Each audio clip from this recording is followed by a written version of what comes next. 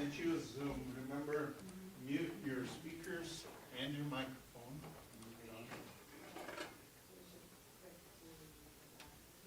Yeah.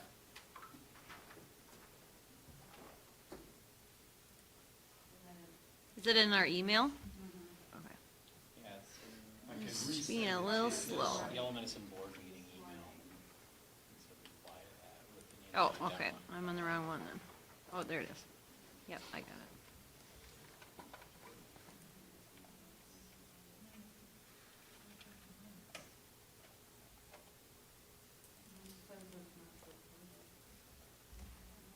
I've got to ask you, Darren, are you going to display the PowerPoint, or do I need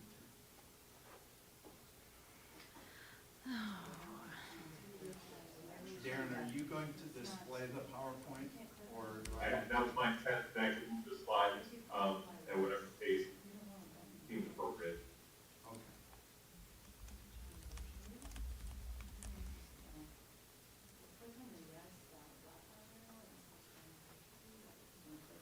Okay. Laurel's in. I'm in. I just copied and pasted the link. The link. from Into that the would be a browser. calendar link. So if you download the ICS, it will open up the calendar and there'll be a link. So do I need to join audio and then mute? Yeah? No, you I don't join audio. Okay.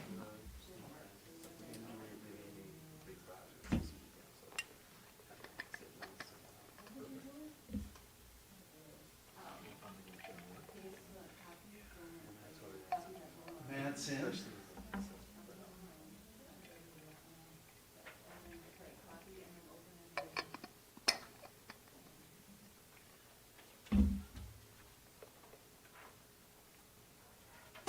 Ron said he was going to likely be late Okay, because of state trap.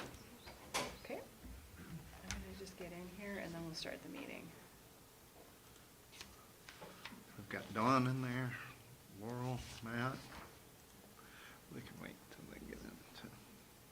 Yeah, we'll get him in first. We don't want to join audio, right? Correct.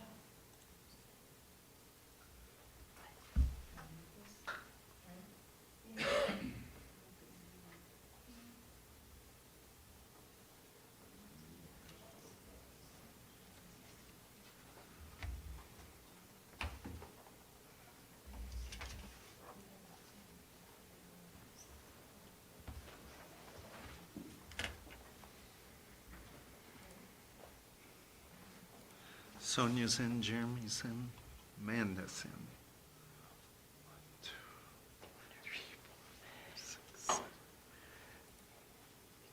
Everybody's in. Do you want our video on or off? You can have it on if you'd like. He's going to put up his PowerPoint here. Anyway. Okay, are we all in? You want me to start? Yep. Okay, I'm gonna call the June 12th, 2023 board meeting to order. We will start with the Pledge of Allegiance. I pledge allegiance to the flag of the United States of America and to the republic for which it stands, one nation, under God, indivisible, with liberty and justice for all. Okay, so let's take a roll call of board members. Turn off your speakers. And we can start with Laurel. Oh, sorry. Laurel Christensen? Matt Semple. Dawn Odegaard. Sonia Peterson. Jeremy LeBlanc. Amanda Lacey. And Ron will be joining us when he can. And tonight, do I have a volunteer to read the YME mission statement? I can do it. Okay. All right. Our mission is to provide a caring environment of high expectations that prepares every student for a successful future and instills the value of learning. Thank you. And then the public address to the Board of Education. Is there anyone here that wishes to address the board that's not on the agenda? Nope. All right, and that leads us to the school perception survey review. Okay. Good evening, everyone. Rick, would you like me just to lead off? Yes, that would be great. Great. Thank you for having me tonight. I'm excited to walk you through our findings, so you as a board will be empowered to talk about next steps. That is my opening slide showing up okay for everyone? All right, and that leads us to the school perception survey review. Let's try that again. I know, we had a little feedback there. That was like delayed. All right, there it is. Okay.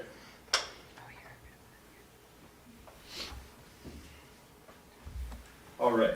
Well, good evening, everyone. So tonight I have the culmination of the community-wide survey that we conducted this past spring.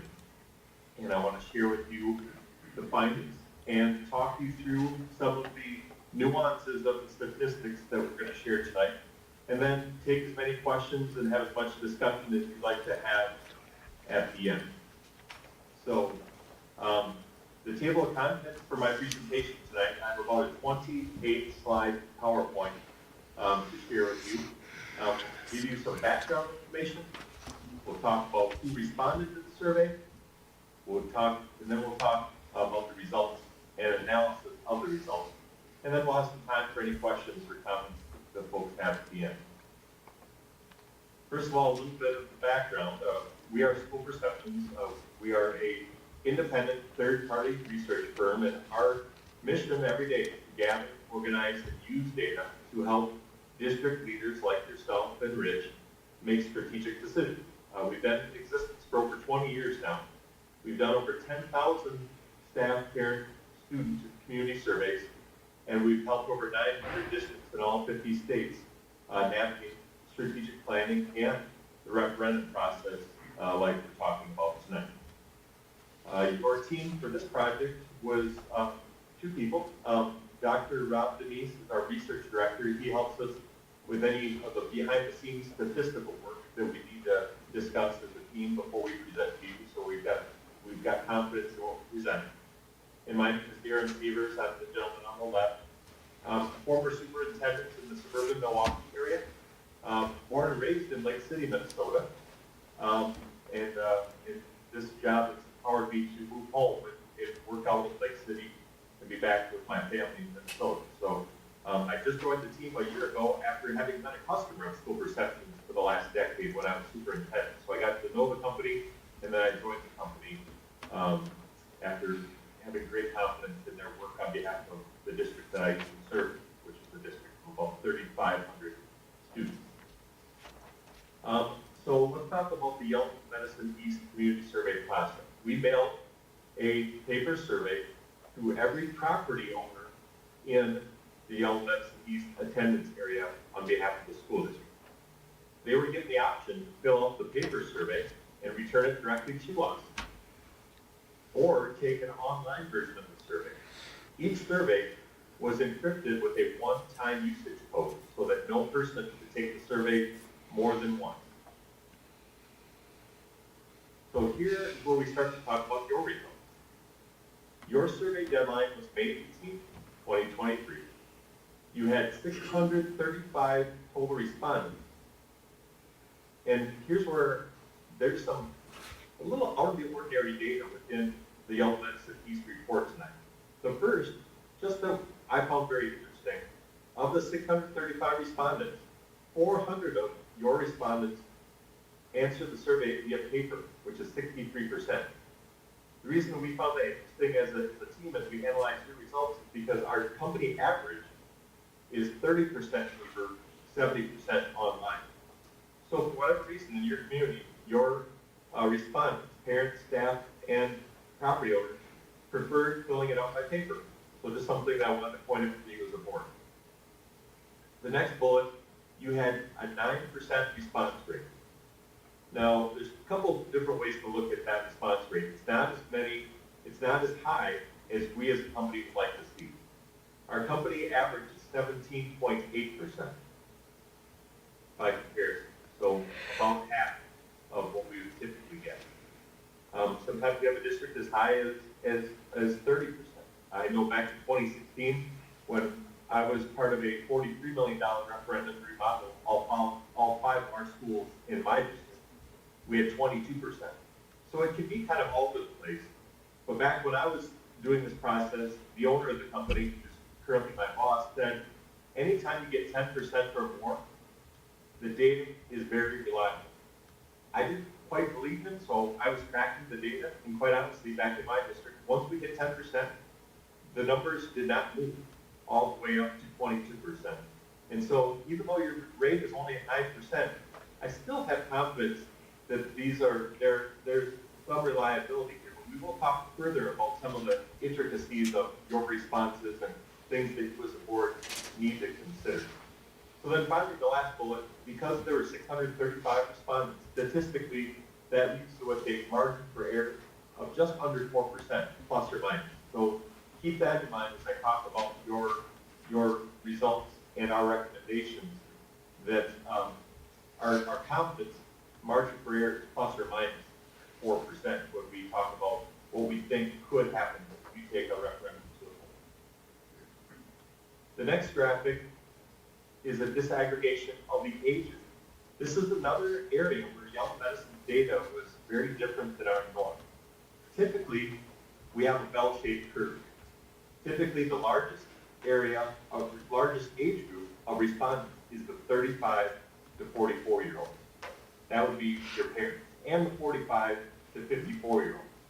That tends to be the two longest bars. In Yellow Medicine, the longest bar is the 65 plus, which we like to see. We really like to see that the retirees, and largely that represents the senior citizens in your community, are listening to the survey, they're answering the survey, and they're telling you how they feel, because that really helps with our predictability, because that's the same population that is very reliable in turning out to vote. If you were to put this on the ballot, they're definitely going to go vote because they're largely on fixed income, and they're more reluctant to let their taxes go up. I did do some U.S. Census data work for you, and to give you some perspective, the 65 plus population in your district is 19% of the population, but they responded at a 36% rate of the respondents that responded to the survey. So they definitely responded much more than the representation of the population. So you will know how they feel, and you know how they're going to feel when they go to the ballot too. So that helps us guide you on what to do next. The other question we asked them is their primary residence in Yellow Medicine School? Now, some in the audience may say, well, aren't they all residents? Not necessarily. We send it to every property and every property owner, but within those that responded to the survey, you have 16% that so said no, they do not live in the district. That's because not all of your staff necessarily live in the district. They may work there, but they may not live there. And then within that 16% that said no, there may be people that are property owners, but they may not reside there. It could be a commercial property, or it could be someone who has a vacation home in the area, but they don't live there full time. So going forward, what you need to know is that the only data we'll be looking at is the 81%. We're going to disaggregate everything we talk about going forward to those people that live in the district, because they're the only ones that can vote. Okay, so we did ask the question, in which municipality do you live? The largest portion, City of Granite Falls. Second largest portion, rural. And down the line. Now we're talking to Rich. He thought that was a quite accurate distribution of the population for your school district. So that's good for us to know too.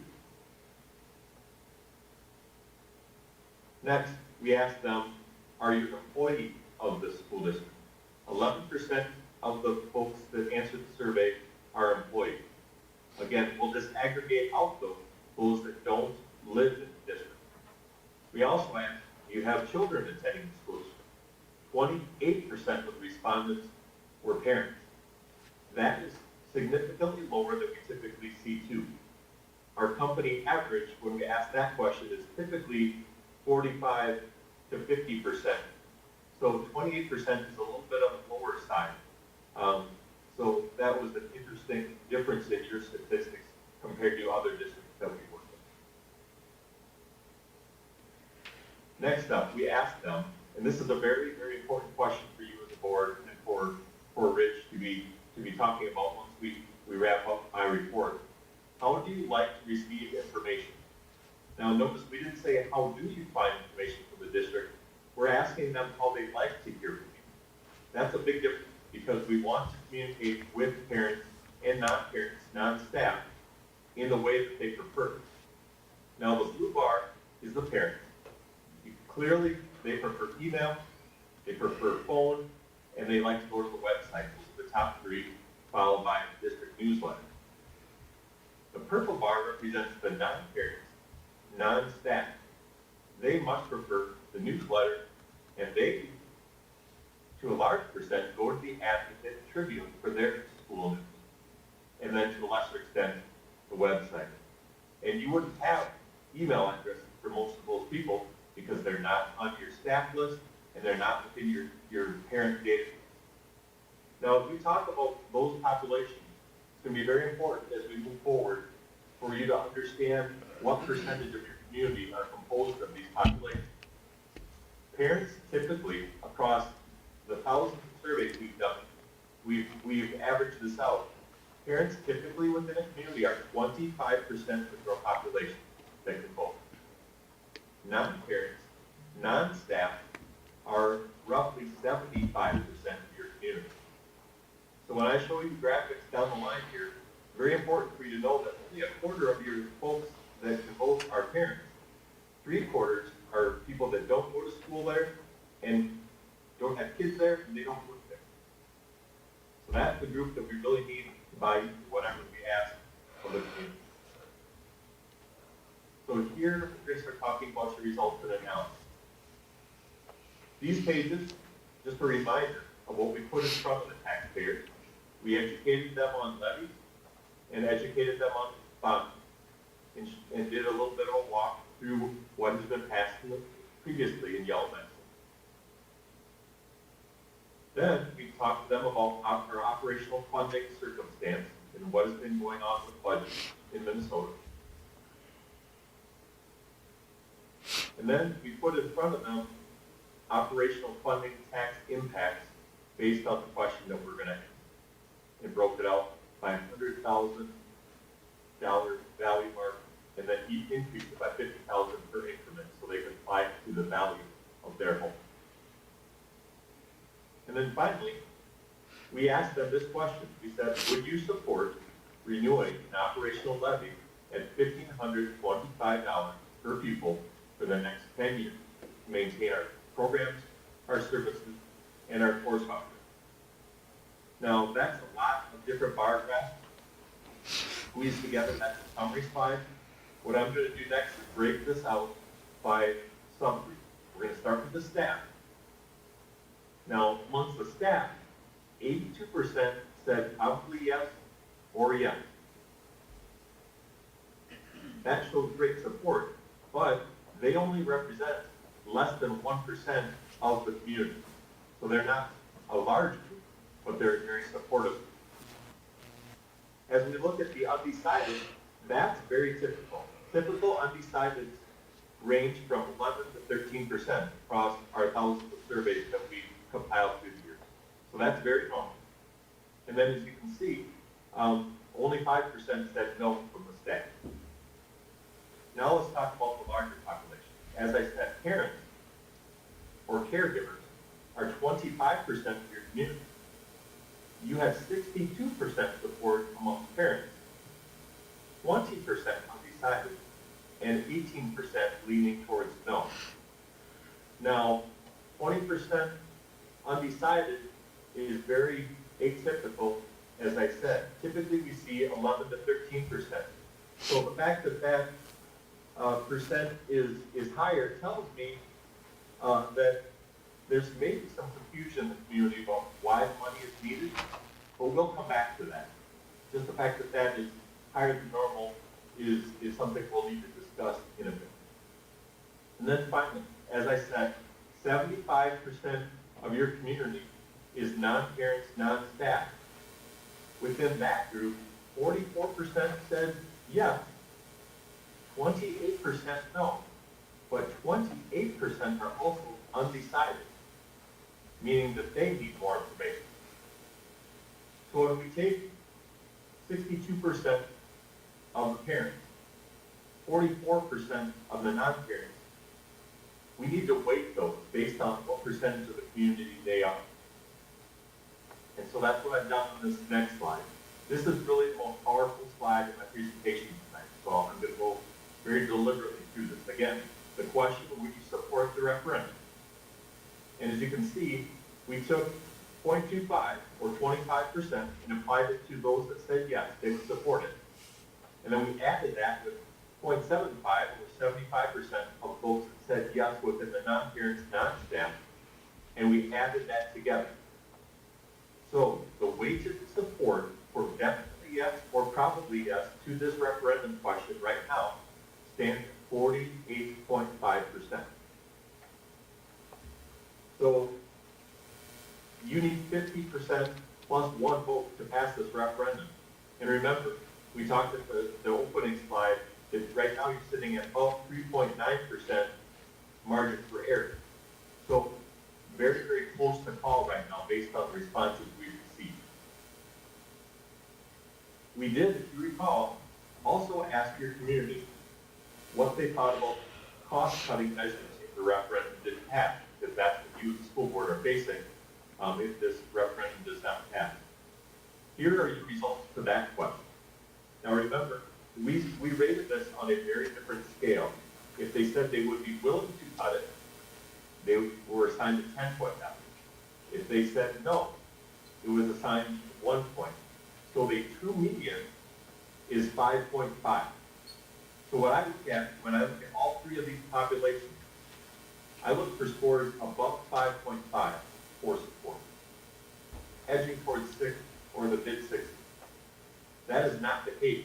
So your community is also telling you, whether the staff, they're the parents and the caregivers, or even those non-parents, non-staff, there are no areas that they're leaning towards wanting you to cut. Athletics, across the three populations, seem to have some of the higher scores, and then curriculum, and then to a lesser extent, course offerings, health and safety, no interest in class size getting bigger, or reductions of which expense facility. What I did is we also asked them the question, how's the district doing in the following areas? And on a scale of 1 to 4, the staff, parents, non-parents, non-staff gave you a rating. 4 being highest, 1 being the lowest. So the true Midland on this scoring level is 2.5, and you'll see that most of the areas are north of 2.5. But we do have some, particularly amongst the non-parents, non-staff, that did dip below 2.5. The non-parents, non-staff are expressing some concerns about management of funds and communication with keeping the public informed support. So what I did is I did want to give you some perspective on how that stacks up to other districts who asked that same question. So this slide summarizes the results on this slide. All three groups, staff, parents, non-parents, non-staff, are combined to give you a composite score of percent and average score. 66% of all three groups said you're doing a good or great job at delivering a high-quality education, which comes up to an average score of 2.72. But in comparison to other districts your size, with your socioeconomic standing and staff and student ratio, that does put you at the 4th percentile. So if we're talking data or test scores, those are not the scores we would ideally like to see. If Rich is presenting to staff on the state reading test or those kinds of things, we're shooting for 50th percentile or higher with as many kids as possible. That's where we would aspire to be with Yale Medicine with these metrics as well. The public is expressing some concern in all 4 areas, quite honestly, as far as keeping the public informed, managing funds, and then community pride. All of them the 15th percentile or lower. And then we did ask one customized question on the survey, improving and maintaining facilities And that got 62% good or great for an average score of 2.66, very similar to the other areas. But we don't have comparison data because that's not the question that we ask of all of our other school districts that we serve and support. And then finally, on a scale of 0 to 10, how likely would you be to recommend the district to a friend and family member? This is a question that we ask on every survey we give, whether it's a parent satisfaction survey, a staff satisfaction survey, and of course all of our operational levy referendums and our capital bonding referendum. It's gotten to the point where we've asked it so many times that we feel like we could safely predict if a referendum is going to pass because there's such a strong correlation between these results and referendum support. Because if they're saying, hey, love the district, I would recommend you to a friend and family member, typically they're much more comfortable letting the taxes go up as well. Your score came out at a 5.96. The average score of all the times we've asked that question is a 7.15. So that does put you at the third percentile nationally on that question as well. Interesting, and one thing I noticed as I poured over your data was that your neutral score, your people that don't really have an opinion about the district either way, they're just kind of right in the middle, is 28%. And I'm going to go back a few slides and show you that's exactly where your undecideds are on how they feel about voting for the referendum. So even though your scores aren't as high as I hoped they would be on some of these satisfaction scores, feedback scores, that's largely due to the fact that you've got so many people that are kind of just right in the middle. If you look at the zeros, 1, 2, 3, 4s, that's not a very populated group. And you have 10% of your group that are saying, we give you a 10. And another 10% that give you a 9. And then to a lesser, then 8s and 7s.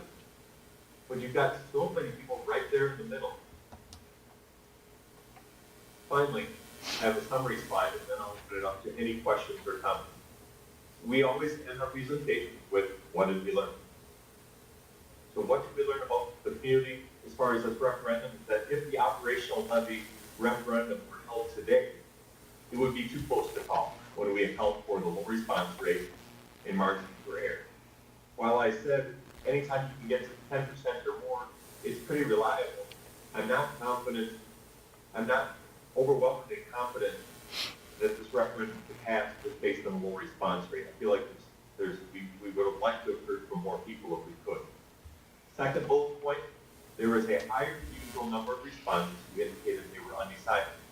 Not the case with the staff, but again, they're less than 1% of your voters. Very high amongst the parents at 20%, and even higher among the non-parents, non-staff at 28%. So my third takeaway is that it appears the community needs more information, given the high percent of undecided. They're not saying no. They're saying, I think we need to hear more from people about why we need this tax increase and what the money would be spent on. While we tried to outline that in the survey, it seems as though, I don't know, we never know how many people read the survey, but based on how many responded, it seems that the message maybe isn't out there in the community as much as we'd like. And then the fourth bullet point, which is powerful, most respondents were not in favor of making budget cuts in any area tested on the survey. We asked it across several categories, where would you be willing to cut? And there was not overwhelming support for cuts in any area, which helps us when we talk to the community about the needs and what we need to do to address those undecided. Now, one final bullet point I would like to talk about, and then I'll turn over for any questions, is, and I'm going to go back to the undecided slide. There was a day, just as recently as about 18 months ago, where our company would have said that we are quite confident we could get 1/3 of those undecided to vote yes. Because over the course of our company history, we had a statistically reliable trend where 1/3 of those undecided bumped up to yes. So if you take 1/3 of the undecided here, and pull them up into that 44%.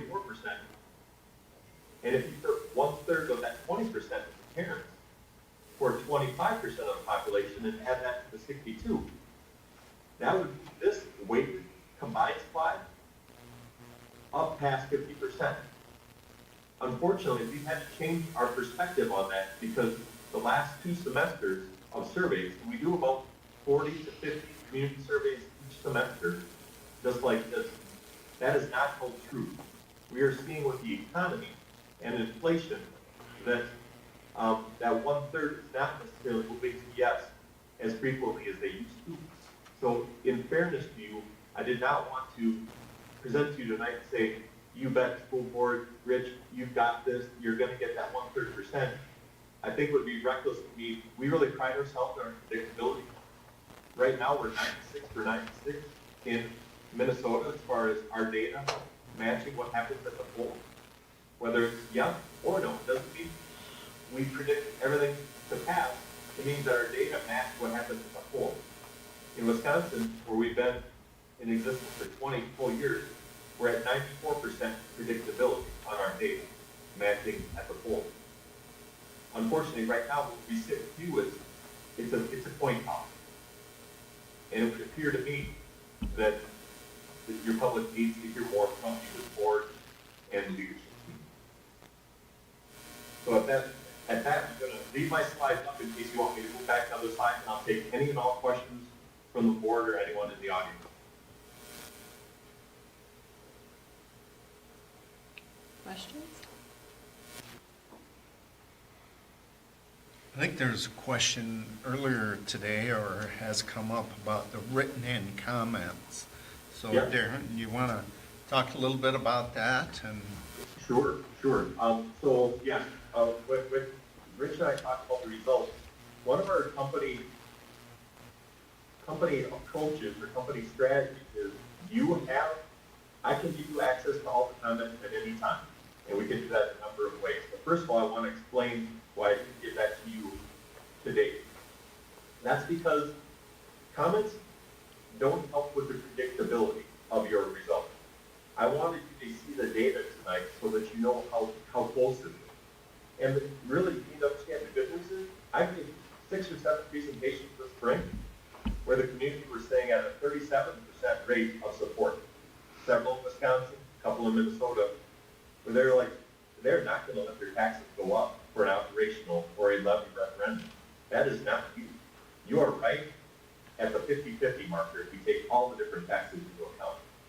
The reason I didn't supply you with the comments along with the statistics is because they tend to derail the discussion. If you would have seen the comments ahead of time, quite honestly, people get pretty bold in their comments about their taxes going up. And we have found school boards get completely demoralized by 1 or 2 very lengthy essays that get written. And we don't want to focus on those negative people. We want to focus on the data, because the data is what predicts the outcome of a referendum. Trust me, I've been exact same Rich's spot. I was trying to pass a project where we built a theater in town, and my comments in our district called me every name in the book about wasting taxpayer dollars on a theater that ultimately was too close to call.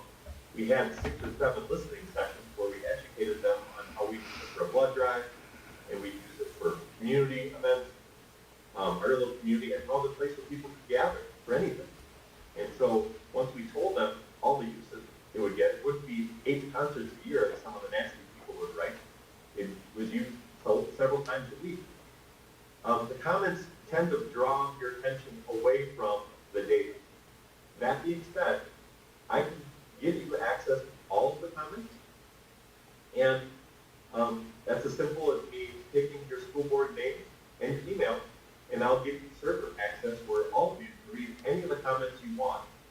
The other option, and most districts prefer this, they will have us prepare one more report, and it does not take me long to do this. It takes me 400 or 500. And I'll do what we call a comment theme analysis.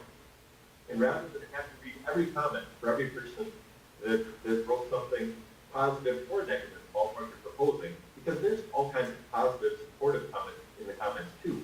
but human nature, we all are drawn to comments that criticize us. I know when I sent out a survey to our community about COVID and how to reopen school, and I think you can probably imagine all the different things that were sent to me about opening or not opening school on each end of the spectrum. So that's what we really had to focus on the data.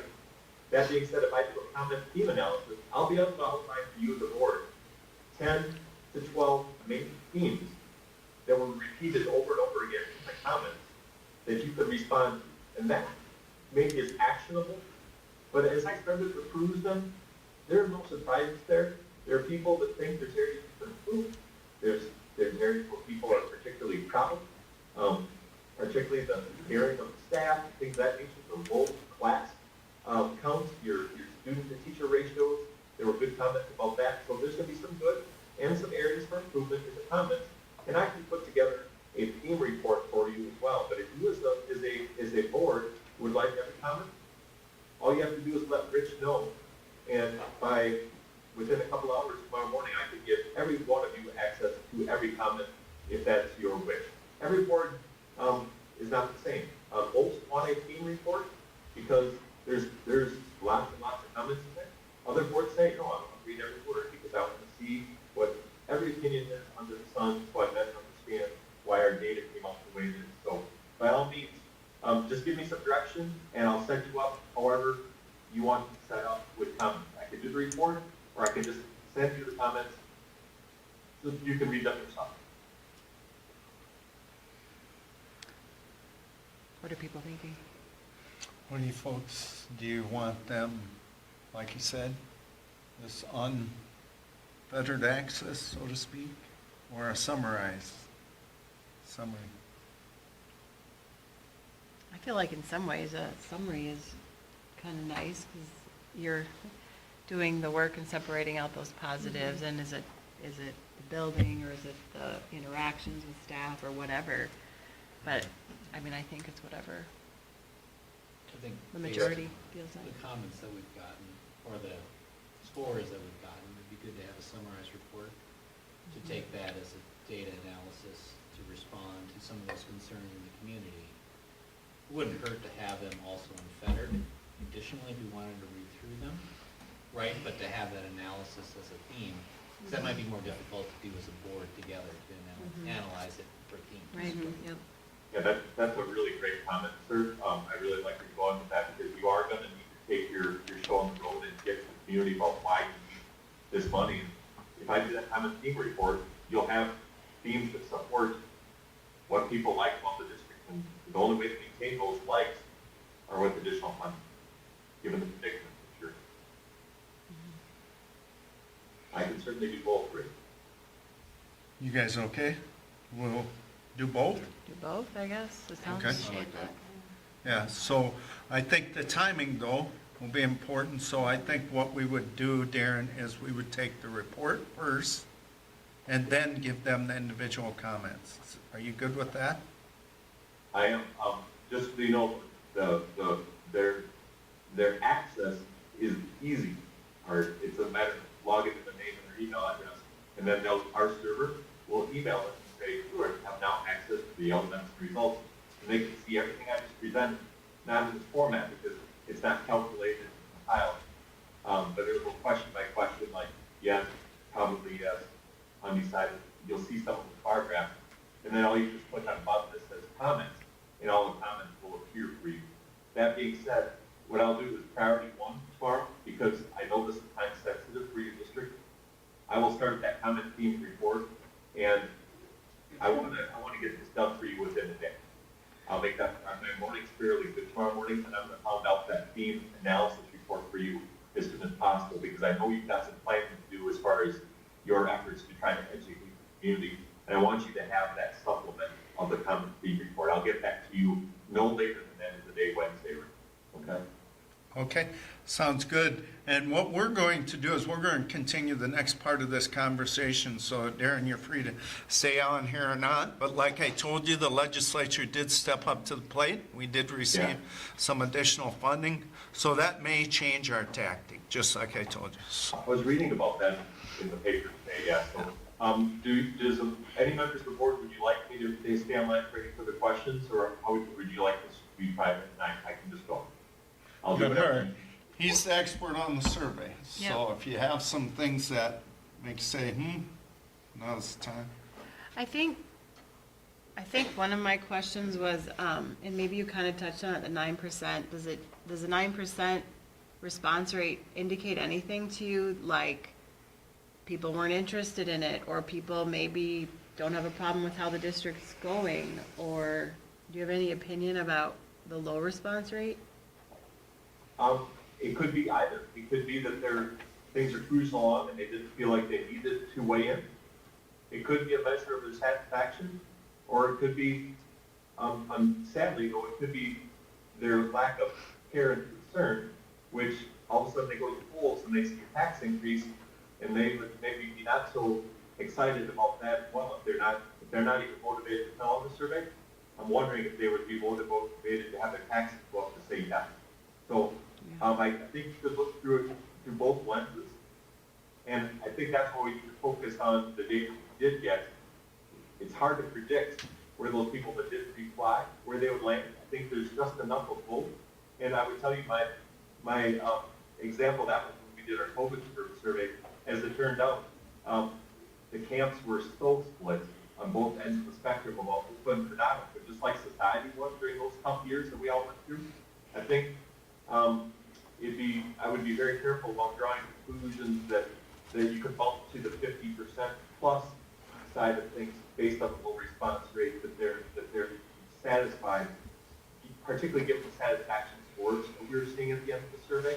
If everything were off the charts with some of those measures about managing funds and communication, and then referring a friend or family member, if those were flipped and you're at 95% satisfaction on those things, then I would say your community is just hands off. They're saying we're golden, go with it. But I worry that that predictability of the satisfaction rates, I would err on the side of getting the word out, let them know how desperately you need the money and what programs would be hurt of those areas. They said they did not want to cut. Well, we're facing cuts if this doesn't go through. I think that should be your approach, in my opinion.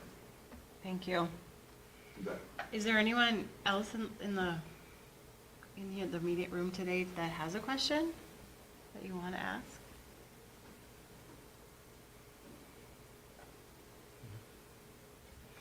Okay. Just warning, don't ask me about the statistics of this survey. He's your expert. Okay. I would also say you own this data now. So when I give you access in the next day or two, use it any way you want to. This PowerPoint is yours to use for those community sessions. When Bill Foster, our owner, did my report for my district near Milwaukee, I showed the same PowerPoint at all my community listening sessions saying, this is what the survey respondents told us, and that set the table for talking through the needs. So use it any way you want. Rich has a master copy. This is yours. You hired us for a reason to gather data. It's your data. Okay? All right, thank Thank you. you. Thank you. Reach out anytime you need in the future. Rich, if you need me to come back for any, if you would ever need to present a community listening session, you as a board know that I'd be willing to do that. If you would ever want the public to hear directly from the survey company, I've done that before, and I'd be glad to do it again. We want to do best possible. Okay? All right, sounds great. Thank you. We'll be in touch tomorrow, Rich. All right, sounds good. Take care. Thanks. Bye-bye. So, on my agenda analysis, so just to dive a little bit deeper, as I explained, to dive a little bit deeper in there, we have a little choice to make. We're kind of at a tipping point here. We had originally said we were going to go for $15.25 per pupil, but we know the legislature is providing us with additional funding, and we'll adopt a preliminary budget here in a little bit, but that's something for us to think about. We will have additional revenues from the state. Full disclosure, I don't know all the expectations and what they're gonna cost us. All right, no idea. All right, so even Jeremy and I, when we were doing the budget, it's a moving target. It's challenging for us. So with that being said, We can adopt or continue with our current levy by board resolution. We do not have to do that by June 15th, right? Because we have 2 years left on it. So anytime after July 1st, MDE said we can adopt that resolution, and we will get 10 more years from the current end date of that. Does everybody understand that? At Want to the- make sure. At the same rate that it's currently been at Correct, for the with the last week. CPI, Yep. everything, Yeah. with the inflationary adjustment on it. So, 'Cause question, if we do decide to vote this fall, does that opt us out of being able to adopt that prior to? I don't know, I can find that out. I asked that All right. question earlier. yeah. I didn't have time to email Ryan Fetters. Okay, yeah, and I hadn't seen anything on it either, reading through Yeah. what I can. I'm pretty certain, I wouldn't put my whole life savings on it, but I'm pretty certain that it would not impact it. But my point, I think I've made before, is I think it builds confidence in our taxpayers if we don't gamble that way. Right, no, Mhm. exactly. I think my takeaway from this is that, because the operating referendum is how we have been operating, this is money that's been there for the last 8 years.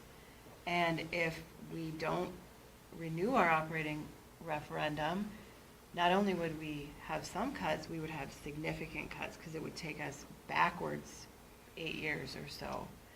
And so, and even before that, because I believe there was one before that, to make up the difference from what the state gives us. So I think my takeaway here is we still need to be educating people that this isn't extra dollars, like we're not taxing more. We're asking for you to continue. There was a little bit on the survey that we wanted to add a little bit because we were concerned about some things. But that was my takeaway. So we want to have like just a general other input, thoughts?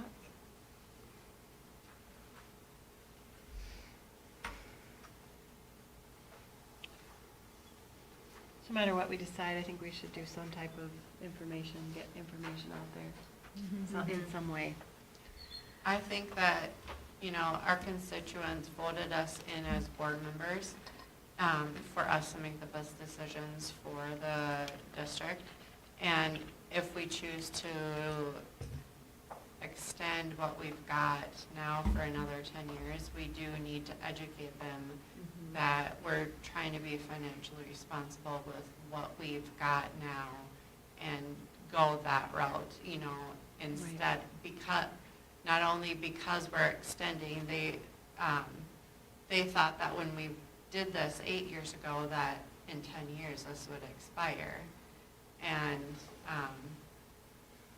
now that we did this survey, they all have in their minds that we're gonna go out to vote again for more money. So I do agree with you that either way, we do need to do some sort of education, because they're thinking, oh, pretty soon, some people are probably thinking pretty soon this tax money is gonna expire, or I should be looking to vote for something for this. So I do agree that there should be some sort of education, just so we're upfront with everybody, But at the same time, I think that they're the ones that voted us in to make the best decisions, and we're here to do that for them. Question, Rich. How long do you think it'll be before we know the true impact of what the legislature has done for us?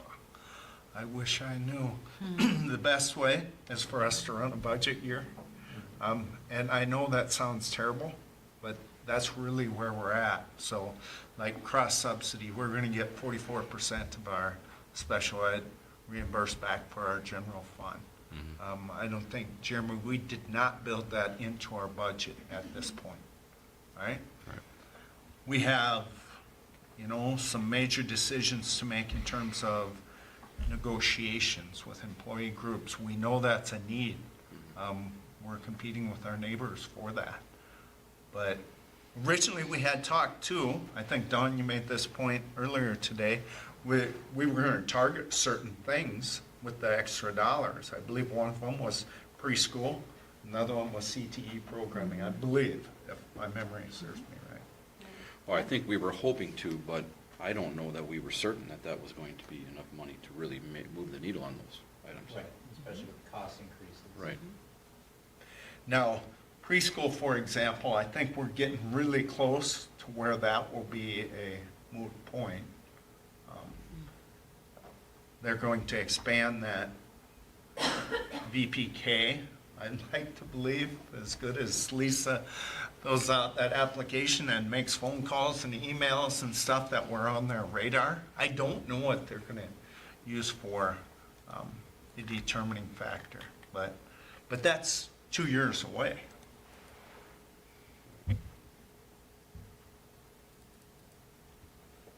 I do agree. I think what a couple of you have said here, that we do need to have some listening sessions out in our communities. So they know we're going to extend this, pass a resolution, which does require a public input meeting, much like truth and taxation. But we just don't get great turnout for our board meetings, so maybe we take the show on the road and, Right. Right. you know, Well, we get people to show. I'm interested in the comments, Mhm. the common themes. Okay. Right, to Yep. help guide some of those conversations. And remember, only 635 surveys. That's Yeah. just a low number. Right. Right. Yeah, and only, And no one's. I want to say only 65 staff members. So that's a low number too. It was disappointing to see, but at the same time, when you think about our, area, it also isn't, it's understandable why we got what we got back. And as far as for the amount of people that said that their students, they were non-parents, for the amount of people that open enroll out of our districts, that wasn't surprising to me.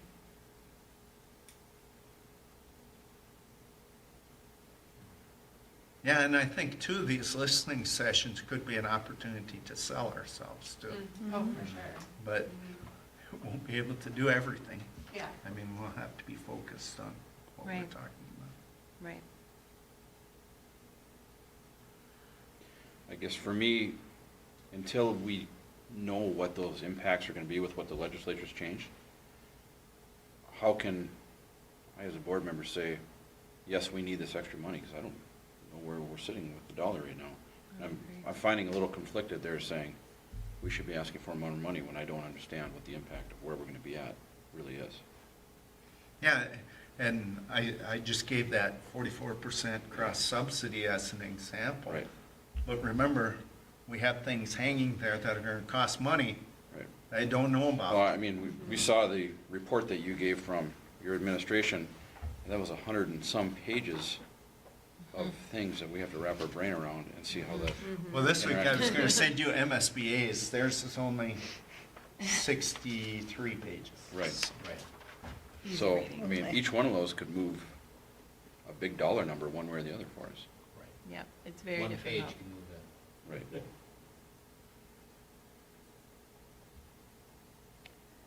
I don't know. Jeremy, you have any thoughts? Sorry to throw you.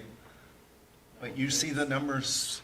It's gonna be a moving target this year, and I'm gonna propose that we, mid-year, we look at doing a revised budget once we know more from the legislation and how that's gonna impact the budget, Right. so. MSBA thought they were going to have a lot of this figured out to us last week, and we didn't. Right. You know, there's so many different pools of money now that they're giving us, and right now we don't have account numbers to even put those into, so it's hard to, I can't budget for that. Right. You know, so that's why some of it's not in there yet. Yeah, you go through those slides and a lot of those pages were brand-new object codes. Meaning there's a fiscal line just for that. And some of them, will carry over the money from year to year. Some of it we have to have an expense to get that money, so it's just, we don't really know how it's all gonna work. Right. Just media specialists, we got $40,000 for a media specialist. Or not necessarily a media specialist, it can be spent on materials too, but I need to know, can I carry this over? Can this co-op share one whole media specialist? Some of the stuff we can supplant, some of it we can't.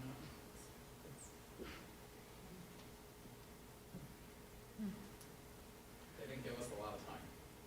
I think the nice thing is that I've been talking about this 2 years out from when the 10 years due, so we have a little time, and we need the time apparently. So it expires when? The end of 25? Okay, so we have to, all right, the last levy to keep us continuous Yeah.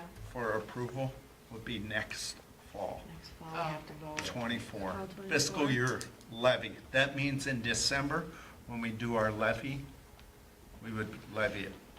And before I forget, remember, this is authority, meaning we don't have to go to that maximum if we don't need it, but I think we need it. The maximum being, Whatever we pass, if it's Whatever, yeah. voted on. Either voted or by we extension. Yeah. right. So if we took the option to extend our levy for another 10 years, and we're 5 years into that extension, we realize it's just not enough. We could ask at that point too, to ask a repeal and replace, correct? Right. Okay. That's a good question. Or we could not, if we. What, had an under excess of current funds. legislation, Right, Right. That could caveat for everything. right. That's a good point, because we could wait for another it'd be hard to run our own election, but we could work on, the timing of another election and get some education out there. Well, that's what we're doing now for this fall, if we chose to go. It's out of cycle. When do we have to decide, though, if we were gonna go in the fall? I thought we had to decide In soon. July, we have to have the July? resolution ready in Yeah. July. I don't feel like we're gonna be ready. I think we have to do it in July and be adopted.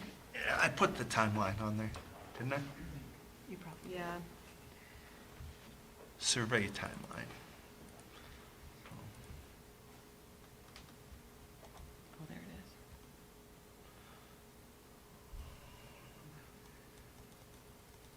Yeah, because we were thinking about going out in August already on the road show. August, September. Yeah, so the resolution would have to be approved in July. Yeah, July 1st. So I would need to get that to our attorney, financial person who gets it to an attorney.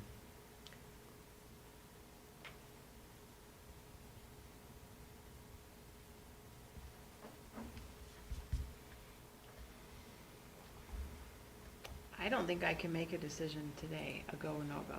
I don't think I can. I don't think we're there yet. I feel like, so, So do you want to have another meeting on June 26th? Or does that mean you're okay with what we have? I mean, no decision is a no-go. Correct. Right.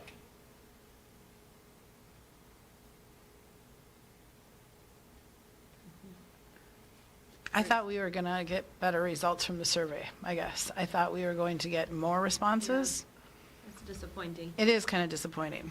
And just the undecided in the survey is just kind of like, that could go either way, and What it's- if, or what did you folks hear out in the community? Did you folks hear? I didn't hear anything, I mean, anybody? other than to I mean, did you encourage. hear any comments that? Right, "Oh, encourage that them to take the survey survey." filled it out"? No, I got, one of the comments that I received, what is this about? Yes, Like, I maybe heard that. you know, Like they didn't read it. like they, yeah.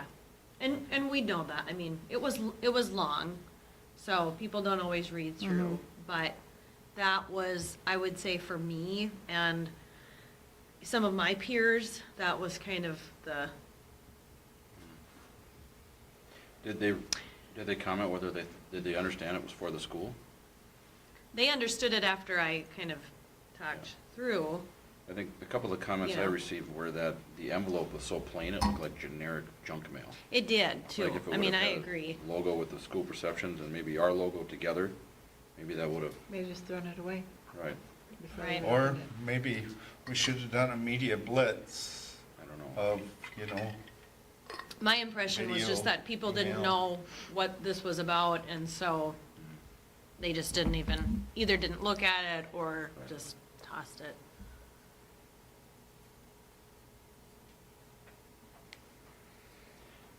I guess the comments the feedback I got was, I was expecting these frustrating and disappointing results because of the feedback I had heard was kind of in that same realm, where they were, 50-50. it was kind of almost like a vent session.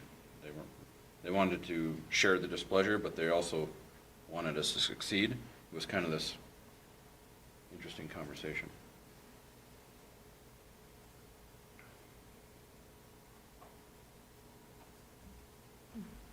Well, so another thing, do we want to meet June 26th, have a deeper conversation after you get those reports?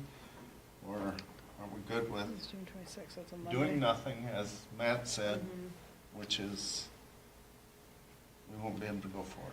Not for this election cycle anyway. We'd have to do during the election year and the next year if we wanted to ask for more. I mean, quite honestly, I agree with what Amanda said about we were elected to make the best decisions. And in some ways, I think the best decision is the status quo. Like, if we lost the referendum, we would be hurting our school.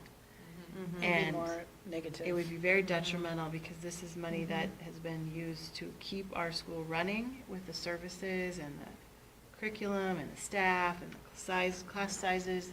And I feel like in some ways, legislature gave us the ability to keep the status quo at least.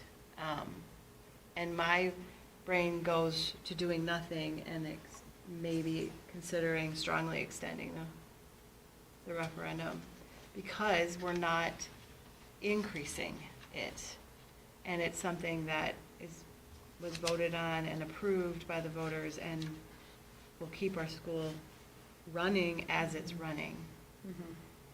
We're not going to gain anything that way, No. but yet, I think just, again, with the survey results, I think that would be the best option for us right now.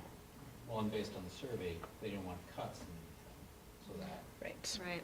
right. at least gives some support towards maintaining the status quo. Whereas Right, if we right. go to referendum and vote in November, then the cuts are going to have to happen if it doesn't pass, regardless, correct? And quite frankly, I don't think Not we, necessarily, we might be able to extend You could still possibly extend. depending right, we on don't know what that. And quite frankly, I don't know if we have enough time to educate.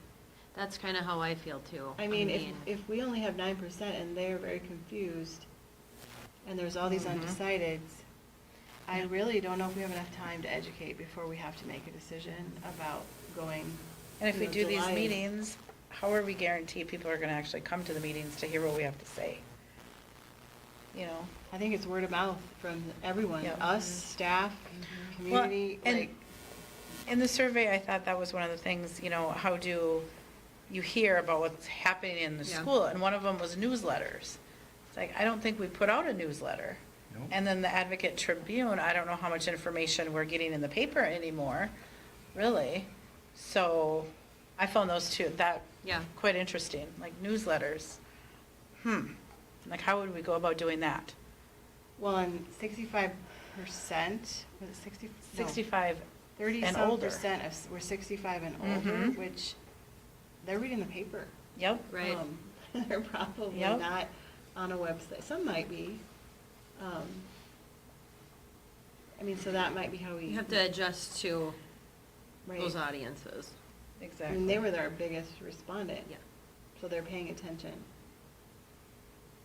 So then to get stuff in there, if we can't get it in the newspaper, it's gotta be a newsletter, right? Right. Because they're Maybe. the print reader. Yeah, maybe. Or the only way they consume it, they go to our website. Mhm. So I heard Rich ask us, do we want to meet again on the 26th? Or are we at a point where we are just going to not take it to the vote this fall? And we're going to consider extending What's the drop dead date again? We need to decide, was that in August, whether we're gonna go for referendum? July. July. We have We have to have the go approved in July. resolution. We could Approved vote on by it. the Would approve board it in July? Yep, and then August, I think, is when it has to be filed. Okay, that's what, that's And what. I do want to see the comments, but I'm afraid, I don't know, kind of afraid of what some of the comments will say. Right. But he did tell us to be careful about that. Yeah. 9% of the respondents, so the comments aren't the greater representation. I'm interested in the themes based on what we got. Mhm. For the Absolutely. results, Yep. right, like, why are we lacking in communication, where are the gaps at? I just am interested for in the comments for the overall improvement of our school community. Right. Not necessarily just for this Right, referendum. for how do we Yeah. communicate Yeah. Yep. as a whole Yeah. better? If that's one of our low scores, what do we need to do to improve? They don't want to cut any classes, right, they didn't want to make any cuts. So what can we do to improve the communication from the board and the fiscal responsibility communication, that kind of stuff? So they understand. And that we need that based on that survey regardless of whether we go for referendum or not. I feel Just to- comfortable not doing anything this year. That's my opinion. I think I agree with Yep. you. I agree. That's where I'm at. So, Do we have to have a vote on it? no. It's just discussion? You can, yeah, if you want to formalize it. I But mean, we certainly can if we like want to. Matt says, nothing is that same vote. Yeah, right. If we don't vote to do something, all we voted so Right. far was school perceptions to do the survey, which is still gonna be very helpful for us making a decision. Or if you want to read through whatever we get from school perceptions and meet in 2 weeks, that is obviously our backup day. So I can get that stuff to you right away Wednesday, as soon as I have it. But then You know, we would want to know probably by the end of the week or early next week if we're deciding to meet on the 22nd. Right, because you have to have a public notice period. Correct. right. I just don't know if It's that's. not an emergency. I don't know if reading through those is Yeah. going to make me make a different decision. So we could just. Correct. Not have a meeting, and if the group gets a hold of Rich, then we can consider that? Is that what I'm hearing? Okay. Sounds good. By not doing anything, by not voting, we are not doing anything. Right? All right. Any other questions, conversation about this piece of the agenda? Before I back over what I skipped over and would like a motion to approve tonight's agenda, since I muddled right over it. Motion to approve tonight's agenda. Is there a second? Second by Zempel. Any questions? All in favor, say aye. Aye. Opposed, no. Motion carries. All right. That leads us to the consent agenda. It is the meeting minutes from May 8th of '23, approval of payment for claims, the finance report, and the enrollment report. I'll make a motion to approve tonight's consent agenda. Is there a second? I'll second that. Any further questions about any of the items contained in the consent agenda? All in favor, say aye. Aye. Opposed, no. Motion carries. That moves us on to reports, and I believe we're starting with Ms. Sanderson.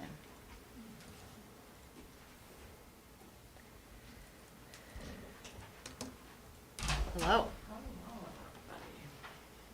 All right, so, not a whole lot going on now that we're in summer, but we do have some different activities going on. We have credit recovery, taking place, Monday through Thursday for 6 weeks. And that is open from 8 AM to 3 PM. And so essentially the kids can come in when it works with their schedule. You know, some have the whole day, so they come right at 8 AM and they're here for the full day working on their credit recovery material. Others maybe just come in the afternoons because they're working in the morning, or, you know, whatever their schedule allows. And then we have one-day activities, different field trips. Matilda, the play, a day at a dairy farm, and the science museum. And then we have some activities that range from taking place 3 to 9 days, and usually about 2 hours a day. Some of them are at like 9 to 11, and some are in the afternoon from 1 to 3. And so those are our Prairie Smoke Environmental Learning Camp, robotics, art and pottery, wood carving, drones, welding, 3D printing, and making moccasins. So we have a wide range of different activities going on for our students to sign up for. So, and then the other thing we were just going to touch on again was the e-learning. And so we've kind of touched on this already, looking at some of the survey results from students, parents, and staff. And some common themes really were around, internet, students not attending is a large portion because of like internet access, either not having any, or maybe they don't have very good internet wherever they're at. And so, when trying to join a Zoom, it's lagging or it just doesn't work that well. And then from the parent side of things too, we had some common themes of wanting less screen time or not mandated live. We would still want to provide that Zoom option for students and when necessary. But I think the key, what we will do is we'll make sure that if a student is not able to attend, it's maybe not like this mandated required, you're gonna be marked absent if you don't attend the live, but maybe there's other options for them to still get the instruction and the assignments, and then they get like a day or two to get that assignment in so that they can still be counted present to accommodate for that aspect. So that's kind of the big change that we would see on our plan. But other than that, that's all I have for our middle school, high school building. Any questions? Of the respondents, how many were impacted by the internet access issues? So I only totaled up for the students based on, and it was 46% that responded that was the reason that they missed a class. They said either internet issues or Zoom issues. And what percentage of the student body responded? I would say probably about 50%. So I think I had a total of 120 respondents. That was middle school, high school survey. Mhm. Okay. Yep.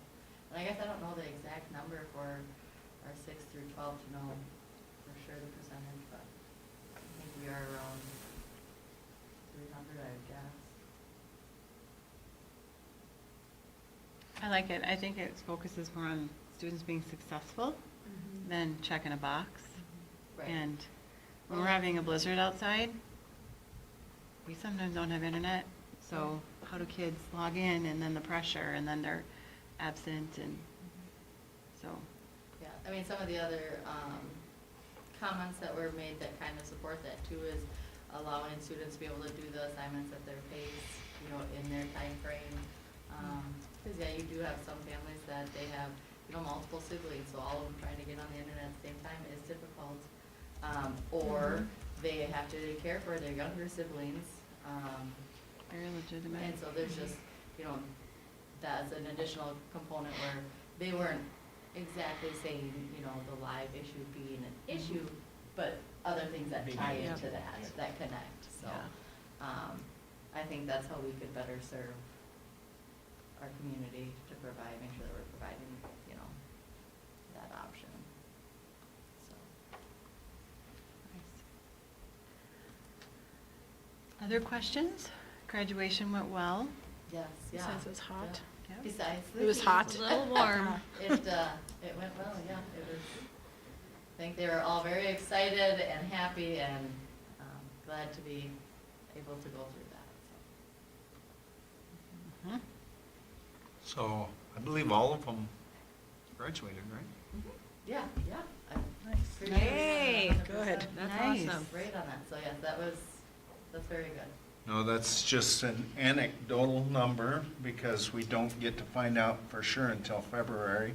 Because, yeah, there's usually something we missed or we didn't lose a kid, but MDE's numbers just are done different. Sure. And so the Sure. federal and MDE, As far as the school's concerned, all of them that we thought graduated, Right. graduated. Yes. We are tracking people down the summer to get How in and many- get this. How many were in the graduating class? 55? 55? 55. Oh, there were 55. All right. It's a really good class, Awesome. so wish them all the best in their future, so. Great. Thank you very much. Thank you. Thank you. All right, then Mrs. Hanson. Good evening. Hello. I will start with the e-learning update from Burt Ramey. And if you have access to Board Book, otherwise if you need a paper copy, I did bring a few paper copies also. You will see feedback from our parent survey. So we had 77 responses.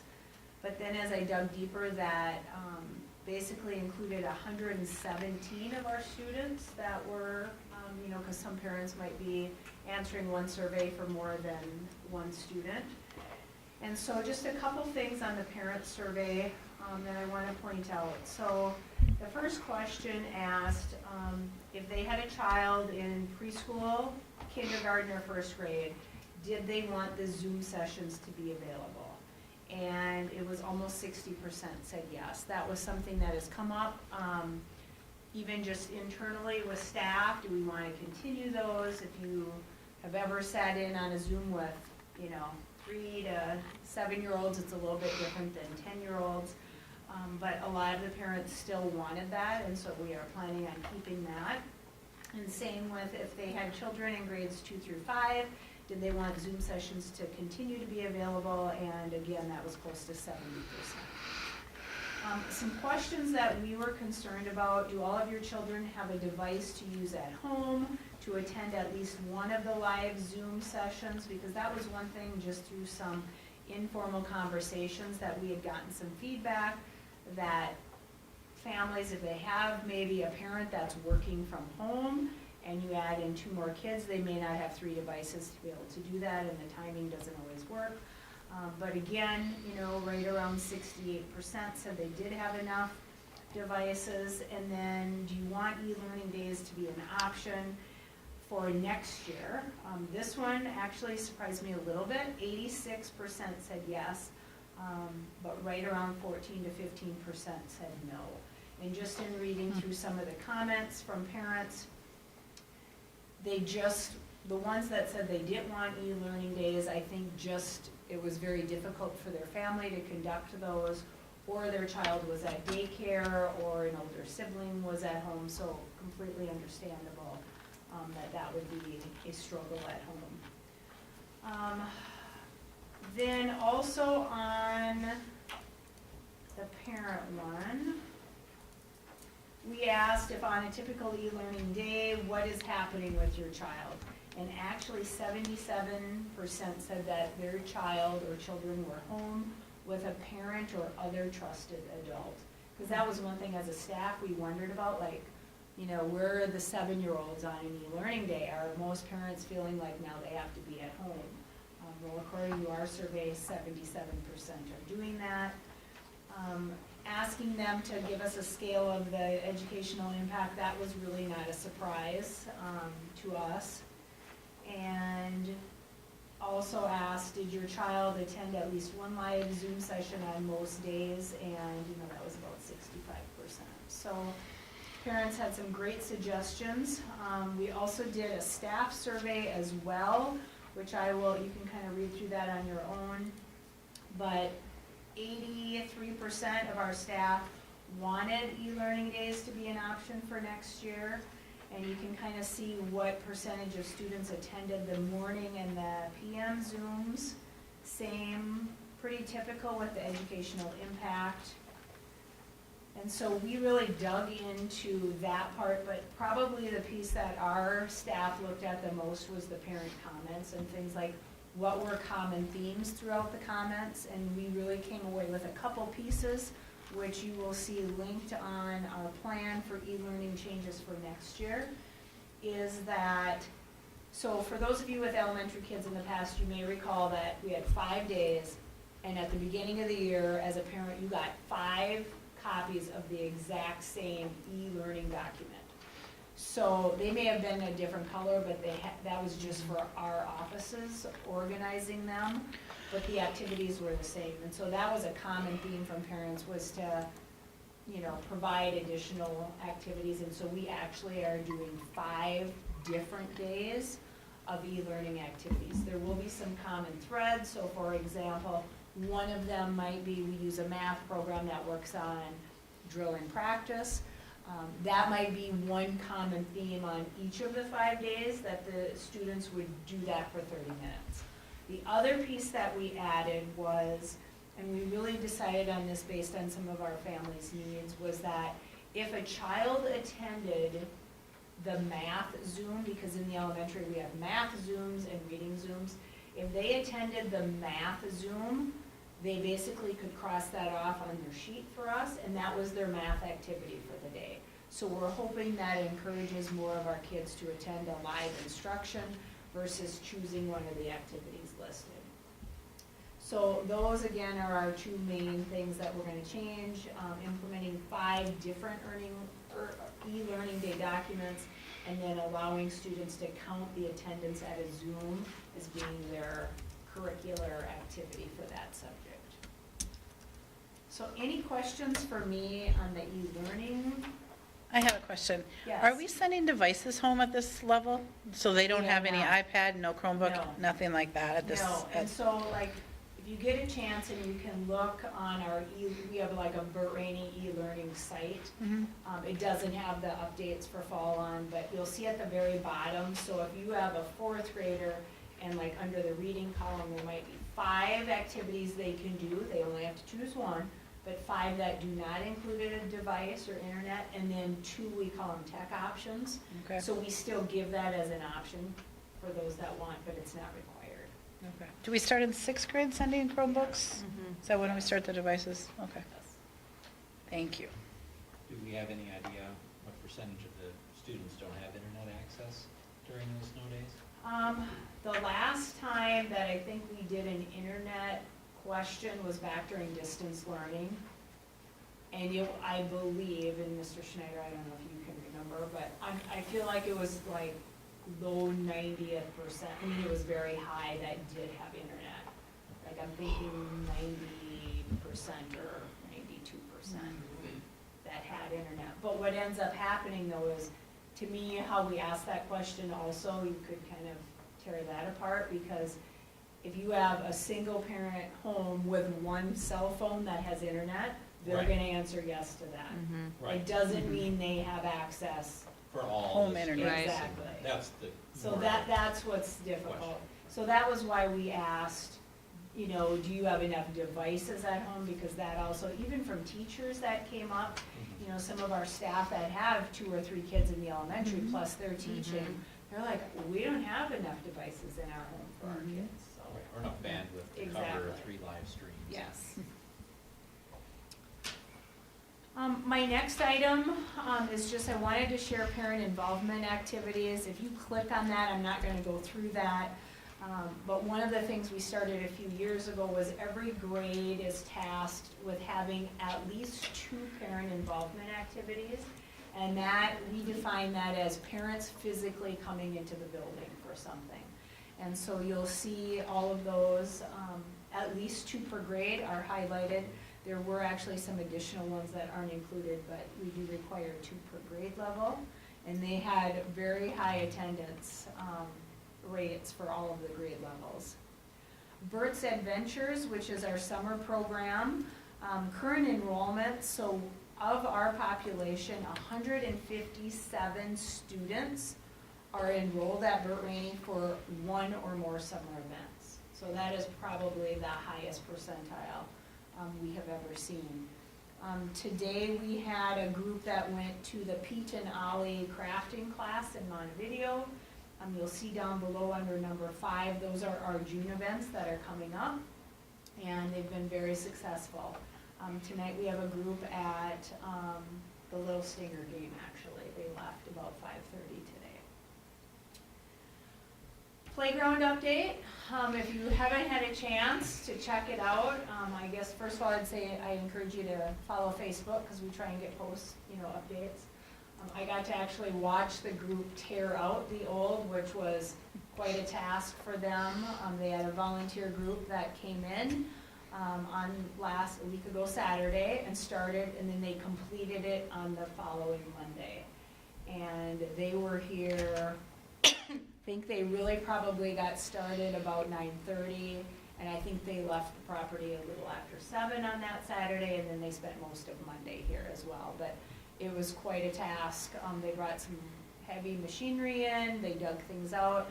Some of the footings they took with them, others were left behind. And so then the playground crew that we hired to do our install was here today. And even when I walked over here a little bit before 6, they were still out there working. They're doing everything from starting to assemble some of the pieces, which is so fun to watch. Because like some of the pieces, if you can remember, like what the visual pictures look like, and obviously I've seen the measurements, I've seen videos, but to actually see them, some of them are very large. And so, but they have some assembling, and then they have some working on the base of the playground. And before I came over tonight, I said, okay, what's the update after a day? And they said they were gonna continue to work on basically packing it down.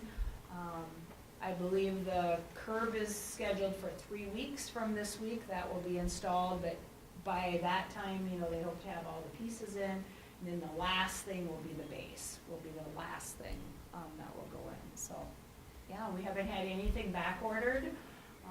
All equipment is either here or will be coming, so, Nice. yeah, very exciting. So, any questions for me? Somebody asked me this, I didn't know the answer. So is the preschool playground open while the construction's happening or not? As of right now, it is. Okay. I know even like during when they were tearing out the old playground, that day I was here and it was interesting because like periodically I would see because that gets used a lot. Families would come around the corner and they would see like the sign closed. And so there were a few that I was able to catch, and I basically said, you're fine coming up there as long as you're with your kids. I did see some of our kids who are, of course, very curious. They were very good today. They were doing the perimeter walk around the outside of the playground and watching. But so far, yes, that has been just because they've been very good about when they drive down, like today, their stuff stayed. There hasn't been a lot of in and out, so I expect that to continue. Sure. Okay? Thank you for the update. Yes, but yeah, if you get a chance, walk out there and check it out. I don't know if you remember, we call it the blocks, but it's like the climbing piece that has like the 3-dimensional pieces stacked. It's massive. Oh, really? It is very large, so very Very fun fun. to watch. Lisa, just one comment. I've Yes. heard a lot of great things about Bert's Adventures, so Thank you. well done. Yeah. Yes. My staff really, and I've told them this, if they wouldn't have come up with the creative ideas and basically, like, one of my staff members, Mrs. Poslowski, today did a morning group, came back for a couple hours, and now she took them to the Stenos game tonight. So without them, it never would have happened. They're putting in a lot of hours, and a lot of people jumped in to help chaperone, so, but thank you. All of that's at no cost, thanks to the FIN 161 dollars. Sweet. Mhm. All right, thank you, Mrs. Hanson. And then Mr. Schneider, you're next. Okay, a little update on staffing. I see on my report I forgot to add the preschool teacher is hired or will be hired here shortly. So we still have a few dangling open positions there. We have a cook's helper. We're probably going to, we're going to flip to USDA reimbursement for those meals. I may add another half hour to that cook's helper, just simply because I'm pretty sure we're not going to have a problem with cash flow in our food service. So we will need a bunch of paraprofessionals. I know at the middle school, high school, that probably may be true at BRE. We'll wait and see as we get closer. We advertise those, generally speaking, right end of July, mid-July. We will continue to seek out a special education teacher. The biggest need right now is at the middle school, high school, because our case loads are very, very high here. So that will be our focus. We'll see what we can do. Who knows? It's kind of like winning the lottery, I guess, if we get one. And then we are continuing to advertise for a social worker, but as you know, that's a MVCC employee. So. Long-term sub, we talked a little bit about that last month. Not ready to advertise that yet. I just kind of want to feel things out for a little bit before we go full-scale advertising for that and really make a push. Want to make sure I know what that could look like and what the cost of that position would be before I fully commit. Snow makeup days, I know nobody wants to talk about that, but it was discussed with our EMYME. Clearly there's advantages and disadvantages to e-learning. We know we have had the authority for 5 in the past. So a good question came up today. Schools can now do virtual learning. We don't have to get a program approved to do that. All schools are authorized to do that. So that was kind of buried deep in some of this legislation, and the superintendents are now starting to process that. Well, does that mean that we're limited to 5 e-learning days? So then, when we come to you with the proposal in August, we'll need to think about that. Do we want to say we're limiting, YME is going to say we're only doing 5, all right? So please be thinking about that. You got some input from our administrators on what their staff and families have said. So it is a little bit of a moving target. Tonight we'll talk and get approval for exemplary grants. Approximately 10,458 will be carried over, and we'll talk about that here in a second.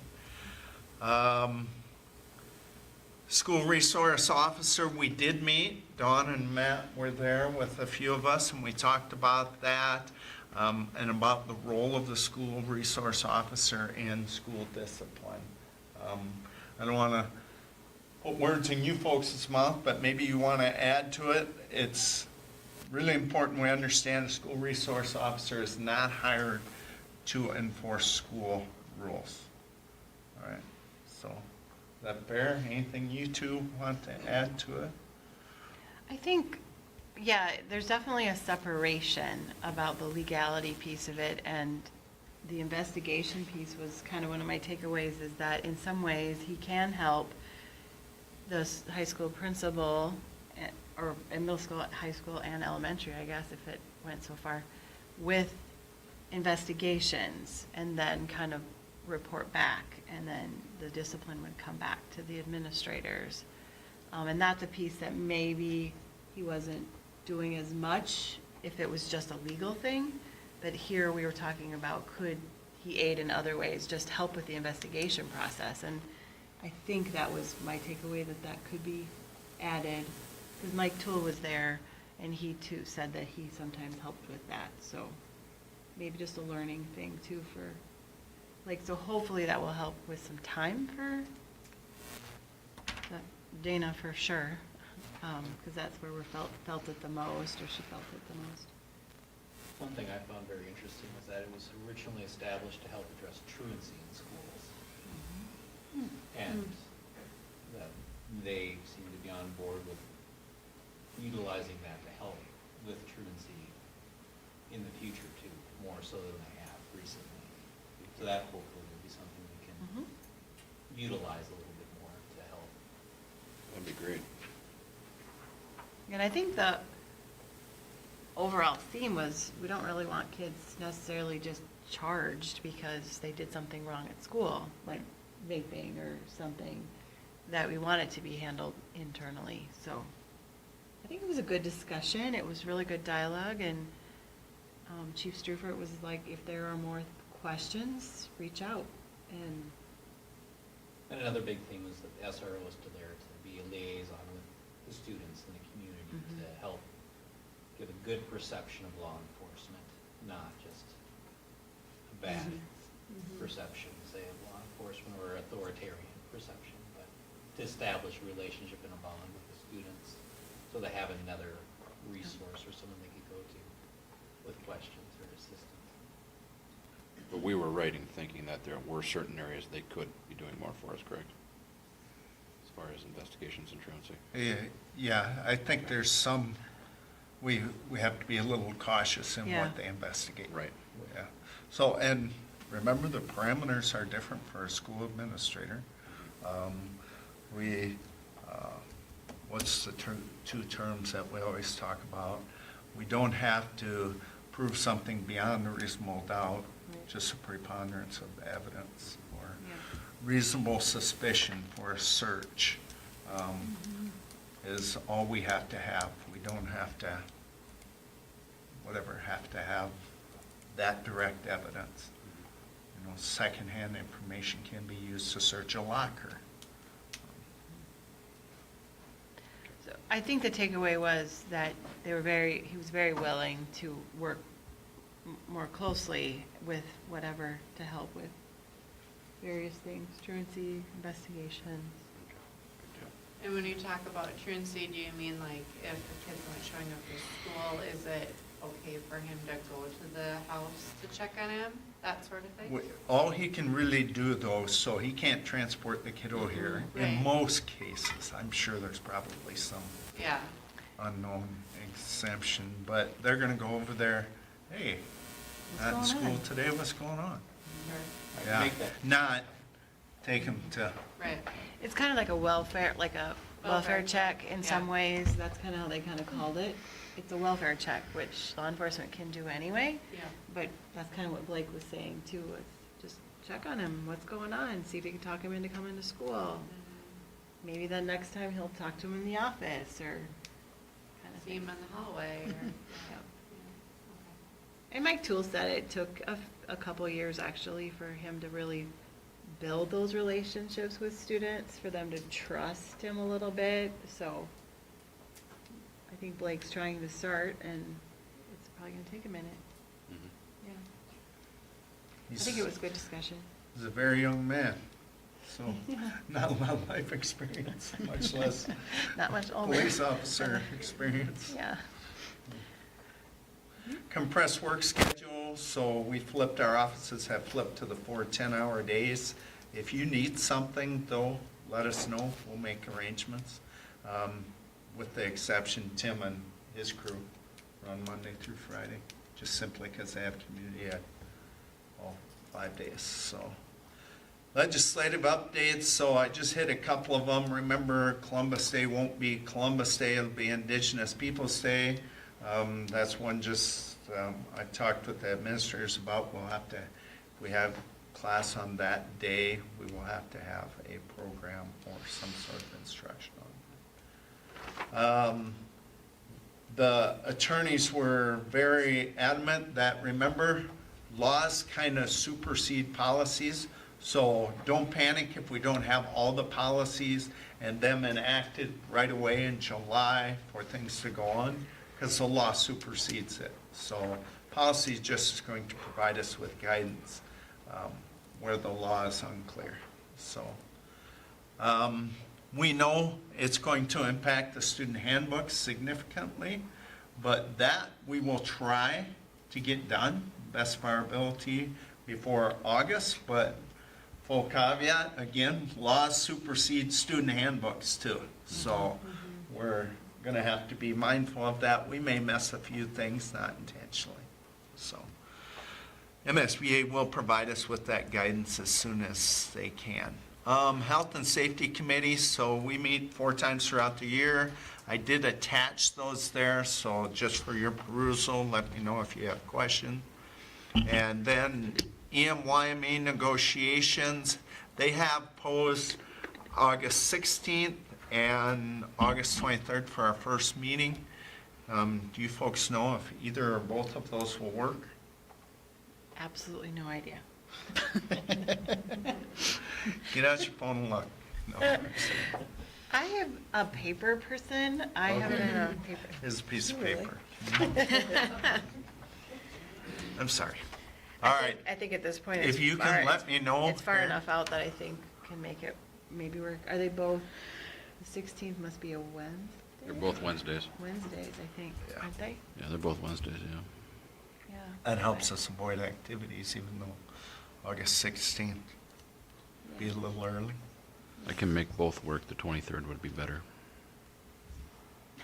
Yeah, at this point, I suspect Oh. I could make both work, but. Ron? I think I can make either work. All right, so then you'll get back to me tomorrow. Right, just say yes for right now. August, I mean, I'm pretty sure that August 16th for sure, the 23rd I think will work. move-in day. Moving day, CSU. 18th. So that's why I'm like this, as long as 16th is a Wednesday. Okay, Should be all right. all right. I'll be an empty nester on the 23rd, so it should work. You need something to take your mind off it, Don. Vacation after that. Need one on the 23rd. All right, then one more thing about the playground that, I don't know, if it was talked about, buildings and grounds, I'm sorry, but tiling that thing. So I'm gonna try and scramble and find out what it would cost to tile that place underneath. They have seen it. It didn't come to mind till this morning when we saw a Olympic-size pool of water. It wasn't that big, that's quite a bit of it, but it was deep, all right? That downpour on Saturday filled that Under that the, thing under the up. old playground? Under the playground, we would look at how much it would cost to tile it, because then when the snow melts and we get a heavy downpour, you got a better chance of I think getting it's it. worth the money. I don't know how much the money is. Oh, we It's a can't big have, commitment. I don't think we'd have to run it too far. I mean, we get underground. Well, there's a manhole right there, so if we can tap into that, the city will give us. That's really not, I just want to kind of have an idea of how much it It's a would good cost. idea. So we'll get Hins and Baker. I think it's probably more affordable than you think. Okay. Was there water problems before there was a big hole in I there? think there was, it just kind of pooled under the P-rock, right? Yes, I would agree with that. And plus, just based on where it was hidden more than this will be. But yeah, you could walk through the rock and there would be some water. Squishy. under there, yep. And no, he said, some people do it. He said the thing that's unusual about our playground is it's a bowl, right? So, except towards the football field, everything drains into that area. Mr. Schneider, did he talk to you about the slope? That was one thing he mentioned to me. Okay. Yeah. On the way over. So the surface stuff shouldn't be a problem. I think it's just I a big, heavy downpour and where it's gonna pool. The curb will be up a little bit except for entry points. So I think it's up 6 inches to try and divert. Okay? I'll try and be in communication with that as soon as I find out how much that would be, but we only really have a week or two to make that decision. That rubber mat, then, the water really doesn't go through it, right? So it's just the No, water. he said it does. It does on a Yeah. preschool. It's Yeah. porous, yeah. It's a Formulas, We didn't really have water pooling up on the preschool, but Yeah. remember that's elevated Yeah. and it's hidden. Mhm. Do you need, And actually, the preschool, they even dug down when they did that, where this will be up a little bit more. than how they did the preschool one. Yeah, we asked them to keep it up even a little higher, just to maybe help with that too. And he said that would be very easy for him to do. Do you need anything from us if you have to make a quick decision depending on cost or? Trust? Yeah. I don't know. For sure, I wouldn't. I'll do the best I can to communicate, but unfortunately, I mean, it seems to me we're putting a lot into this playground and it, Right, we don't wanna. no. Doesn't seem like a place we want to cut a corner. Absolutely not. okay. We don't wanna be repairing. Just limit the thousands. Right. Yeah. Limit the zeros at the end. What'd you say, 1,000? Limit the thousands. The thousands. Oh, the 1,000, so 1,000? That would be great. I have an idea what Keep it tiling back. fields cost, so, Okay. right, thank you. All right, any other questions for Mr. Schneider? Okay, Mr. Knapper. Finally getting to you. Yeah. Superintendent Snyder asked me to update you guys, give a little report on activities, so that's my plan here. I'm gonna start with some highlights from 22-23. Always a little scared of doing this because I'm afraid I'll leave somebody off. It was not intentional. If I do, I just tried to think back over the course of the year and some things that stood out. Some individual accomplishments. We had Hannah Stark join the 1,000-point club in girls basketball. Bryce Sneller broke the single-game scoring record for boys basketball. Nicole Rillo set the school record in the girls' long jump twice in back-to-back meets. Our football team finished the regular season with a record of 5-3. That's the best record since 2016-17. Our dance teams continue to be awesome. Both Kick and Jazz qualified for the 27th year in a row. Both ended up with third-place finishes at the state level. Steve Petrick, this isn't really a highlight, I guess, as far as retiring, but I'd like to recognize him for his 40 years of teaching and coaching. You don't see that very often anymore, but I think he was involved in baseball for each of those 40 years between Parkfield and Yellow Medicine East, so he'll be missed.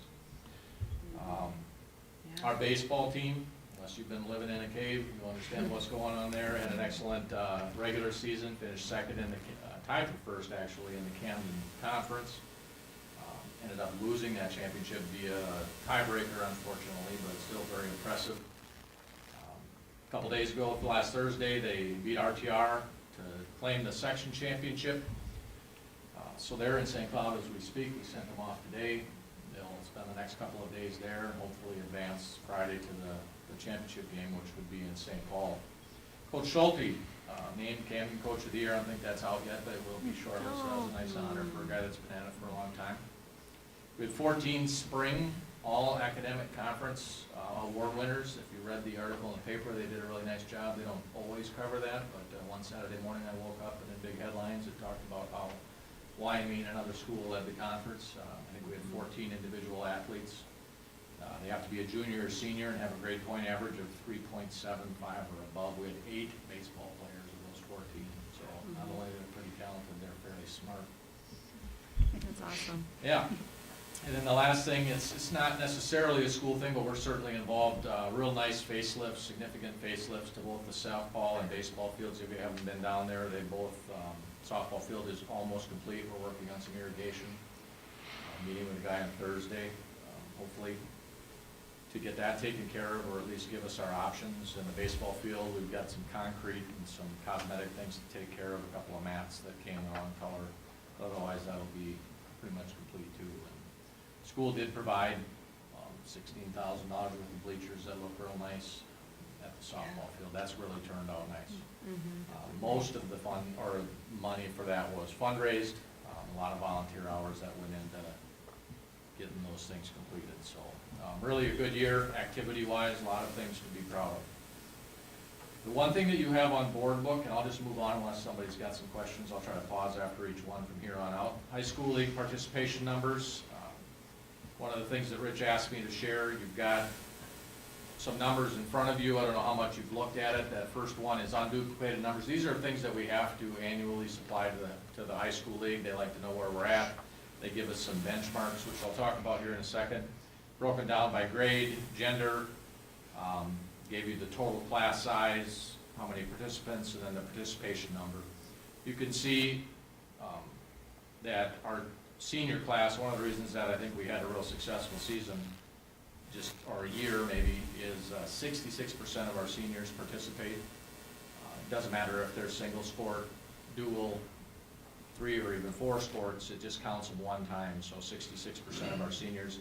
And if you take a look from the bottom up, our numbers are typically above 75% in the 7th grade, 8th grade, maybe even 9th grade, and then they start to fall off a little bit. So to keep that number at 66% with one of our larger classes, I think second largest, really impressive. On the flip side of that, you see just only about half of our juniors participate. So you just have classes that, occasionally everybody participates, or you struggle to get participation from. High School Leagues likes to see your overall unduplicated number at about 75%. If you can get 3 out of 4 kids participating in at least one thing, there's all kinds of statistical reasons why that's important. We've been upper 60s for probably the last 5 to 8 years, so it kind of falls right in there. If you move down, it kind of breaks it down by sport, so you got to dive into it a little bit more. The asterisks, if you can take a look there, they're a little bit skewed in that those are our 7-12 programs, cross country, girls tennis, so on. Those are things where we count every 7th through 10th grader. Otherwise, we really only count 9 through 12. So it doesn't give you your junior high numbers for the most part. Have real solid numbers in volleyball. You can see boys basketball, dance, and baseball. Some of our higher numbers there as far as participation goes. Real concern for us moving forward is going to be girls basketball. That's not news to anybody. We were thin this year. We're going to be even more thin next year. We do have decent junior high numbers coming up. So our hope is to do the best we can, field at least 2 levels like we have been.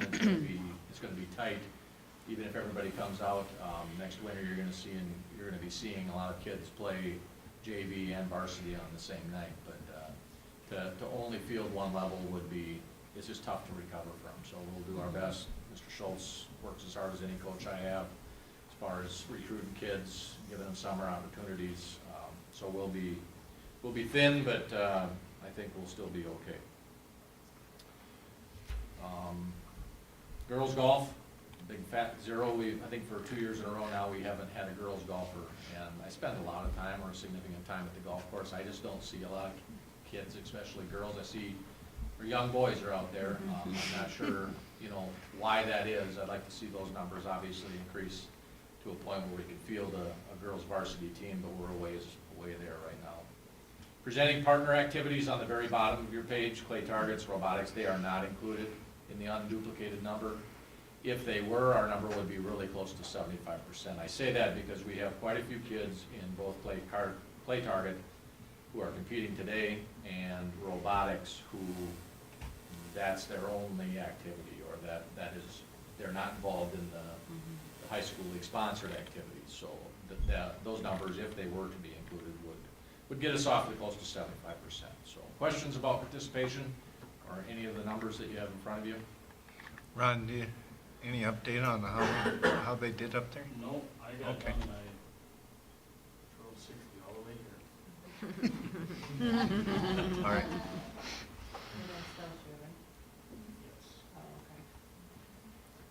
All right, I know both Alyssa and I are going to be at the state baseball tournament tomorrow, but as soon as we get some results, we'll get them out there as well.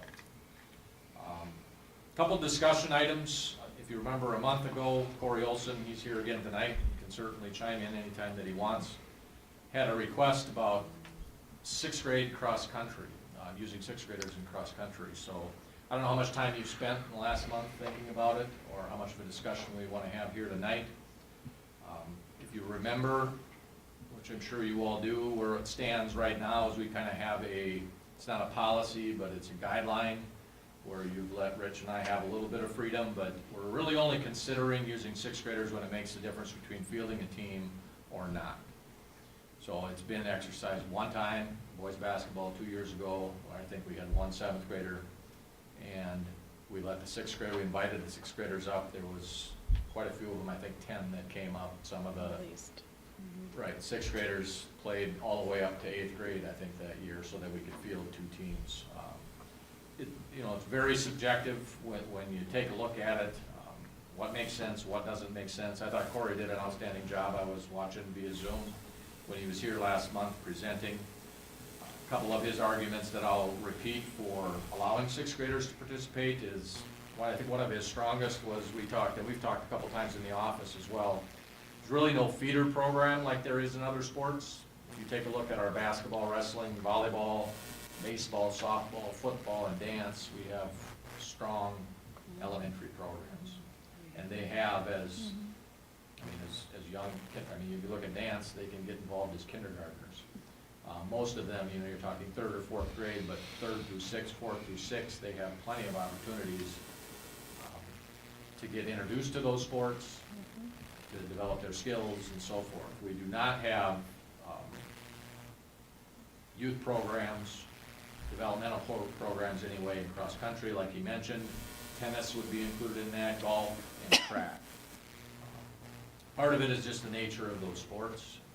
I mean, an argument could be is why don't we?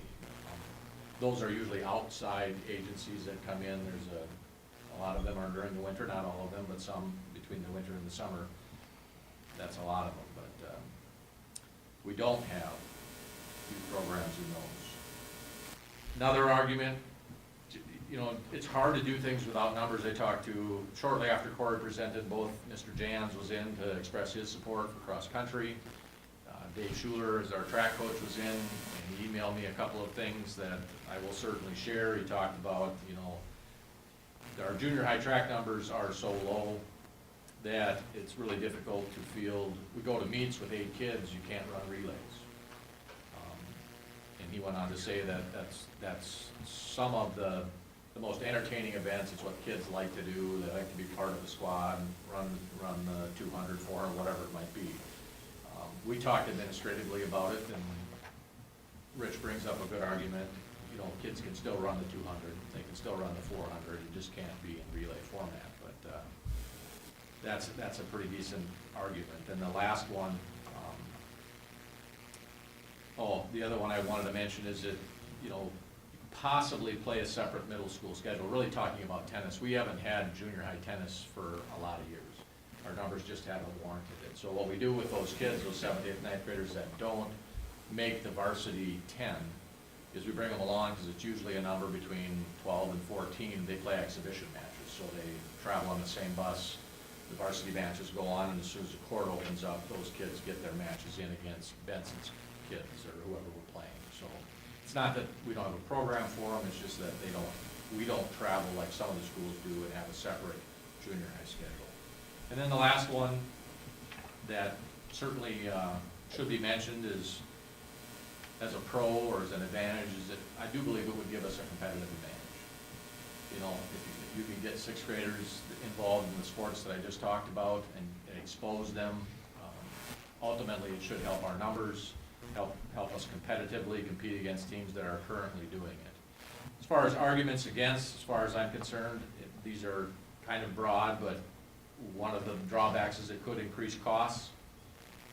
Potentially coaching, transportation, if we field another level. Not going to be the case in most of the sports we just talked about. You know, if we get too many golfers, we may not be able to travel by van. You'd have a little bit more expense in transportation. Coaching wise really doesn't change a whole lot unless you add a level like tennis. Then we'd be looking at 2 coaches versus currently we just have 1 for each program. The other one is really a stretch. You'd have more kids not covered by catastrophic insurance. Right now, the high school league doesn't cover 7th graders, 8th graders, or 9th graders with catastrophic insurance. And heaven forbid anything ever happens, but we would have kids on the same bus that would be covered and not covered in our 7-12 programs. Add 6th graders, you just have more that wouldn't be covered. I will tell you it's something they're currently looking at. There's an expense to it, it's $4 and some odd cents for every kid that we pay. So if they do extend that to, which I think makes sense because there are so many 7-12 programs in rural Minnesota that it would cost us a little bit more money that way. there are currently, I think you know this, 4 or 5 Camden teams that currently allow some degree of sixth grade participation. It's really all over the board. Sometimes it's non-contact sports, some have rules just like us where only when needed. Others exercise it, CMCS, RTR are schools that encourage it, and they have sixth graders running around at a lot of their junior high events. Last point on that is there have been requests that have been made previously by wrestling, golf, basketball, and most recently track. So I think obviously if we're gonna look at it for cross-country, we're gonna continue to get asked by those other sports as well, so. Thoughts or anything that you guys have discussed since last? I was just, so right now, you're just asking for just cross-country, not, or are you asking for the tennis, and do you have to open it up to then all of those Yeah, I think Corey sports? was just asking, cross-country, because he's got a boy that's interested, Right. obviously, but I'm looking a little bit past that unless you want me here next meeting and the following meeting, No. we should probably discuss it. Right. If we want to move from our current stance, where we're only going to do it if it means fielding a team or not, never, currently, we're not considering it individual sports because it doesn't matter really in junior high golf if we bring 2 or 12. But it's more of is it something that we want to entertain? Do you need more information? I'm not sure how much more information that I can get, but, So these sixth graders are already in the school. I mean, they're walking the hallways with the seventh graders and the eighth graders, and you look at our numbers, our enrollment numbers, you look at our participation numbers. I mean, in some ways, it could be a positive. Absolutely. I think when we talked about it before, I think some of the big concerns that I remember were the contact sports, just like football. It's a pretty big deal. Maybe basketball in some ways, but less, I suppose. What do you think about wrestling's another one, oh, wrestling. Well, wrestling's they've been doing it since they're like 3, 4, 5 years old though. Right. Yeah, they do have. And they're gonna match programs. up weight bracket, so, I mean, there would be some experience differences, but you think about some of those sports, cross-country, track, in some ways they're an individual sport and they're not really a contact. Yeah, I think from a safety standpoint, the ones that we're really talking about that don't have feeder programs are relatively safe. Dave went out of his way to say that he wouldn't recommend any sixth graders pole vaulting. That'd be about the only game came to track. But otherwise, yeah, you're talking cross-country, tennis, golf, they're non-contact sports. I think we'd have to be fiscally responsible, right, if we're opening up a program where we're hiring another coach for 2 students when we have 0 participation. Yeah, right now, I don't know, are you referring to golf or? Well, just any, golf kind of stands Well, out. we kind of, Participation. correct me if I'm wrong, we kind of judge the number of coaches based upon the participants anyway. To some extent, the golf's unique in that so if we have 1 junior high kid and they're in Canby, and we have, we have 11 varsity kids or 15 varsity kids, you need 2 coaches, unless you're gonna give them the day off every time. Otherwise, I'd have to be real creative to make sure that they didn't have match days, on the same. So in that case, the numbers may not warrant 2 coaches, but because we still field 2 levels, you've gotta have 2 bodies. But yeah, you're right, and with the exception of, I don't even know, tennis, like I said, is the only one that I can really think of where if we had a influx of junior high, 6th grade tennis, and it made the difference, where now, so you've got 15 junior high kids playing tennis, and you've got a full 10, 12 that are varsity players, there's not enough time to get exhibition matches in a varsity event. So you're right, now you're talking transportation, because we're sending junior high to Montevideo, and our varsity kids are going to Sauk Center or whatever, so you need another body, you need another coach, and there'd be some transportation expenses there. So how are the other area schools using it? I mean, what sports are they doing it in? Tracy's like us for the most part. They, actually, Tracy might, I think they have 2 sports that they allow it, and that's cross-country and golf. Probably the two safest, you know, and quite possibly, I don't know this for a fact, but probably their lowest participation numbers. And then, like I said, you've got RTR, who, they've been using sixth graders for as long as I can remember, you know, for most of their events. CMCS, talk about a competitive advantage. Most of the time when we see their junior high basketball teams, our seventh graders are playing their sixth graders. Our eighth graders are playing their seventh graders, and part of that is they may need their eighth graders to fill a C squad, but, so it's really all over the board, but they also don't, you know, some of the schools we just talked about may not have football, and so they don't have some of those same parameters that we have to stay in.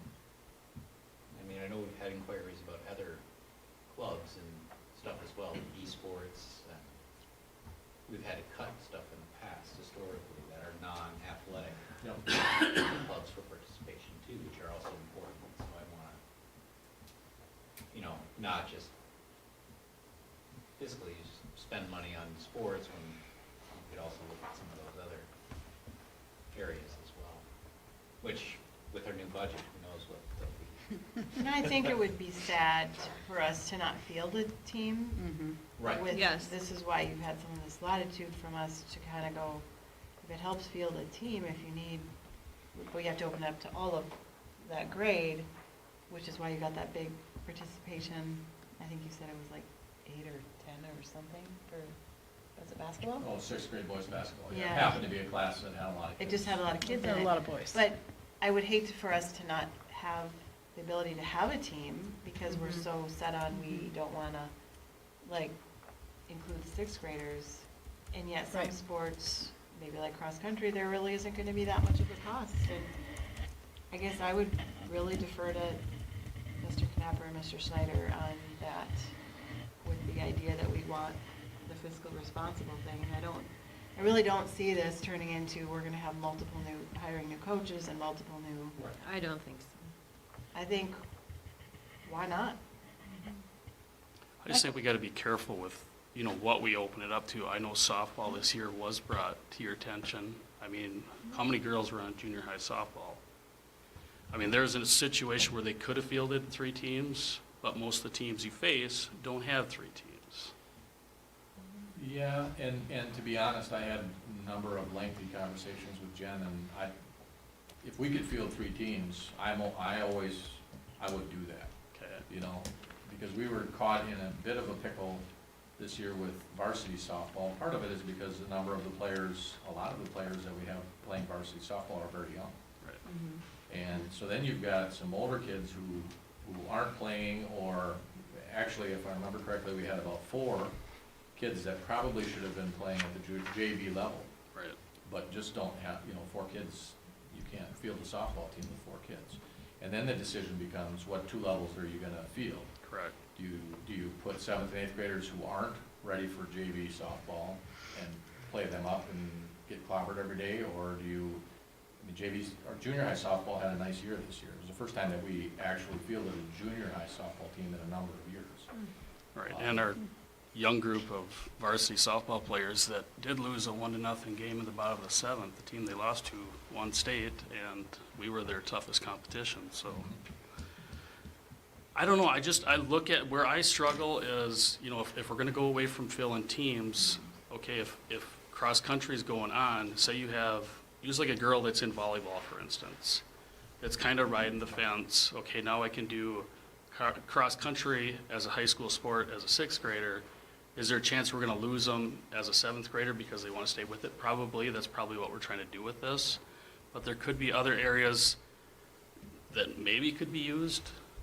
I mean, how are we gonna dictate what we're gonna allow there? Are we gonna just say cross-country, track, and field teams for basketball? That was my question too. I mean, Like how for are we- baseball, that already has quite a few numbers. You open up to sixth graders, then you have how many kids that are Because out for baseball at that age? even dance, the junior high numbers are way down. They'd maybe gladly take 6th graders to come up. Yeah, and that's, I don't know that I'm proposing anything, but I don't, we've had this Right. conversation before. If we had 20 junior high baseball players, we don't want 30. Right, You know, but like exactly, sixth Right. grade. exactly what I'm wondering too, because cross-country, obviously, we have 11. That'd be perfect. Let's do it for cross-country, let's do it for this, let's do it for that, but we're not doing it for this. Can we pick and choose?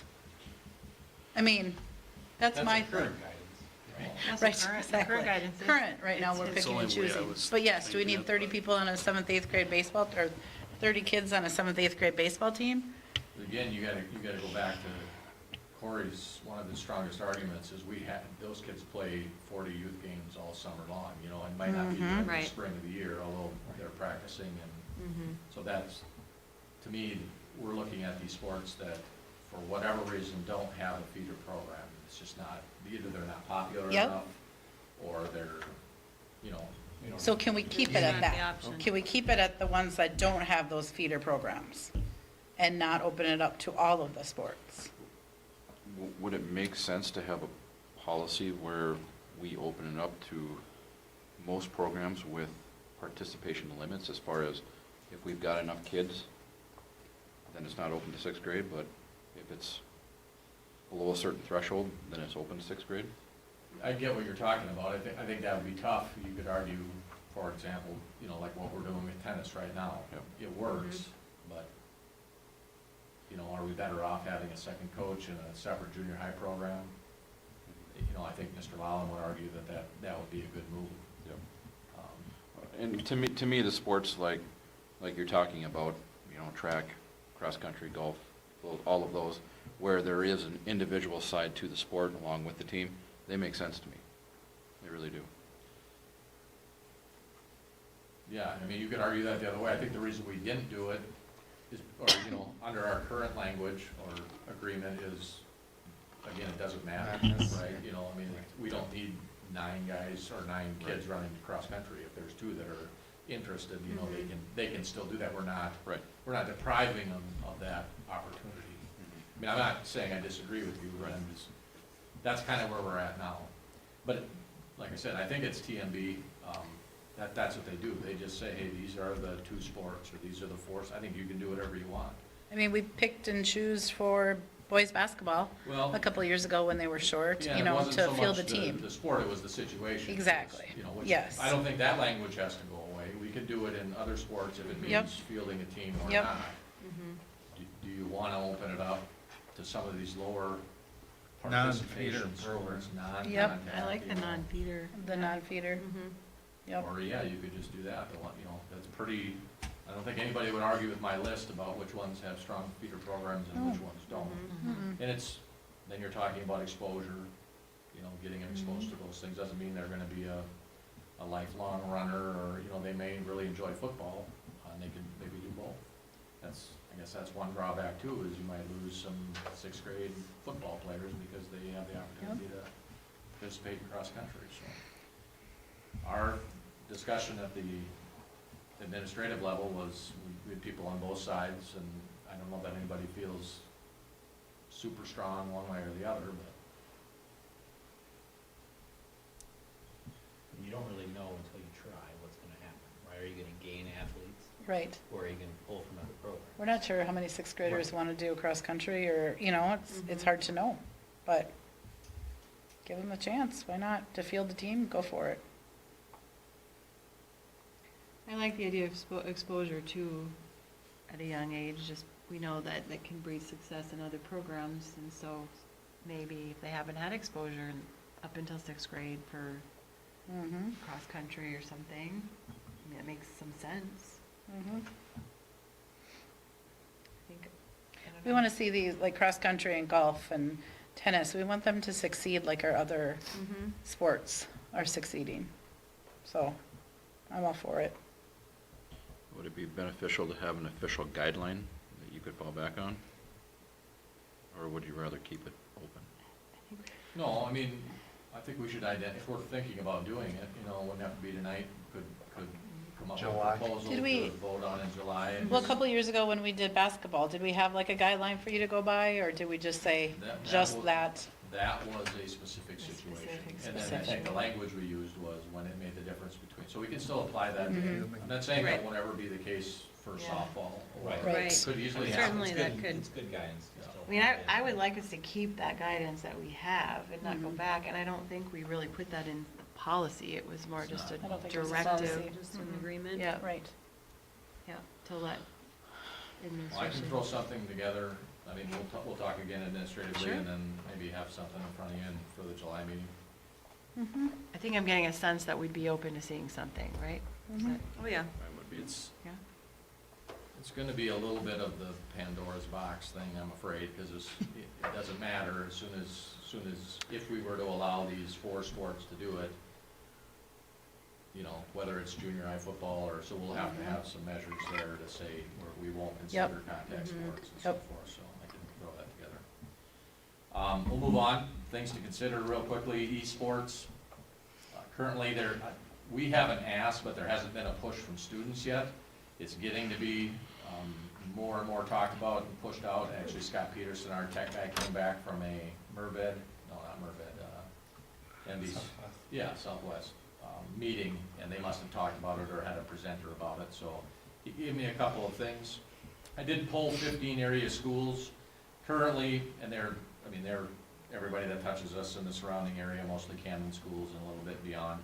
Bold, Ortonville, TNB currently have programs. All of them happen to have outside advisors. That's one of the first things that we'd have to tackle. Do we have somebody interested in running it? They much like TRAP, they offer a spring season, fall season. There are free leagues to join. If it's something that there was enough interest in and we could find an advisor, we'd have to decide whether would it be a club, would it be an activity, who bears the cost. From the things that I've read and talking to Scott, we'd be looking at 6 to 8 gaming laptops and then an advisor or a coach.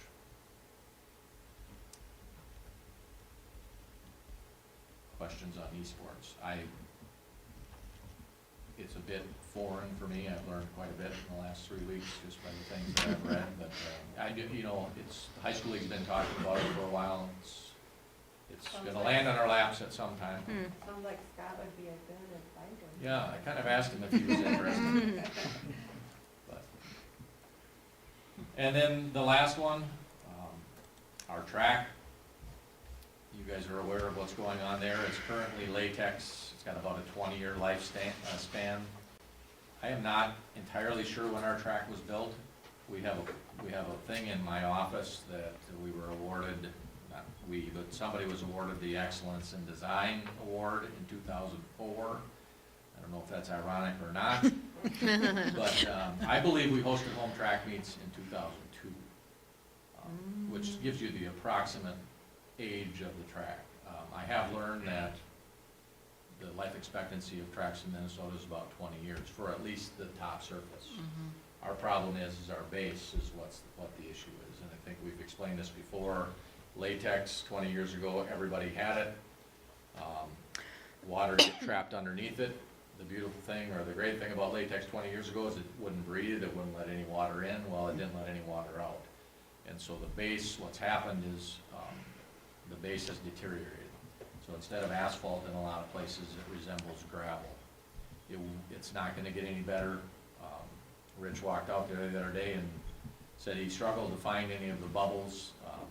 I'm not making it up. I walked out there a few weeks before he did and I could find 12 spots. What happened is, if you go back to last fall, we had 4 pretty significant spots that we cut out of our track, patched it. Those actually held up pretty good.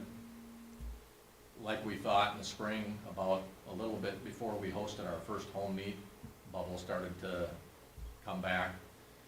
So close to our meet that we were slitting holes and pumping blackjack for a quick fix, putting cement 5-gallon pails on them. We were able to get to our first varsity meet. I think it was the following Monday. That was on a Thursday, the following Monday. Rick Shackelford, coach for RCW, was hosting a meet out there, a junior high meet. I got a call about 2 o'clock and he said, you better come out here. And there was 4 significant new ones plus 2 of the 4 that we tried to pump the blackjack in. The reason I say this is we're never gonna be able to keep up. you know, as much as we'd like to say, hey, let's get some 5-gallon pails of patch, I just don't see that as being the option. The one guy that I talked to from Fisher Tracks is the guy that I guess I'm getting most of my information from. Seems very knowledgeable. There's, I think, at least 4 tracks from Benson to Marshall, Tracy, that have all had the same thing, built about 25 years ago, have replaced them. So, it's not cheap. I guess I don't feel like we're gonna be able to host any meets until we replace it. I've already told teams that normally attend ours and RCW's meets that they probably should be looking for new venues for next year. Now they use polyurethane tracks. Got a quote from Pro Track and Tennis for don't get too excited about this.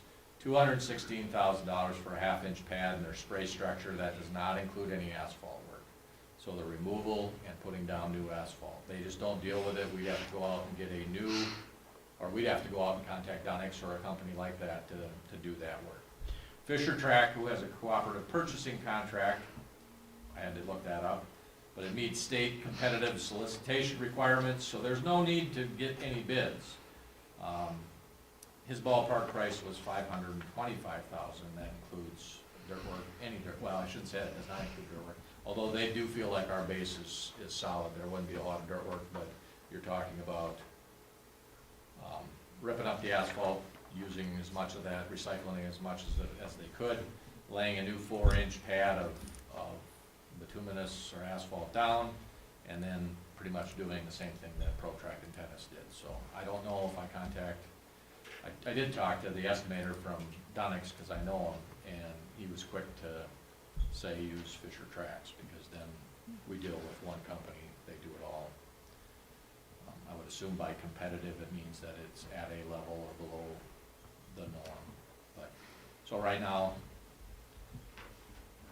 we'd be looking at approximately $525,000. And if that's not enough, if we do it, I would recommend looking at seating as part of that project, probably another $75,000. That's one drawback of our track when people come, it's been a beautiful facility, beautiful surface, but as far as spectators, it's not great. Everything's flat, they've got to stand for the most part, so.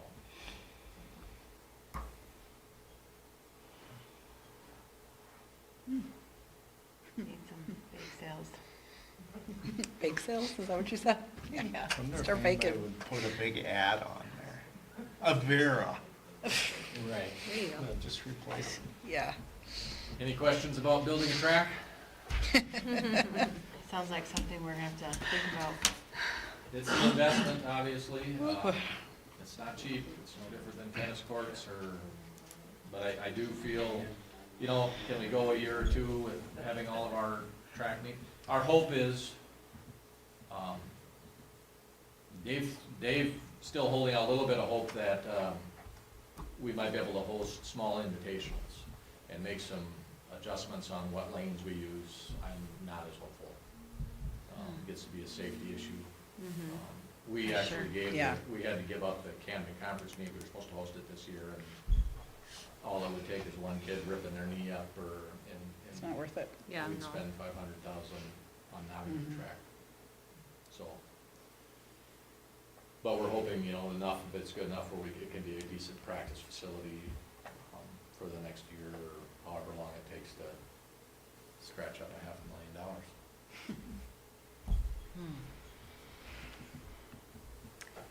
Buildings and grounds, is that on your? Yeah. We've We been talked talking. about it last week.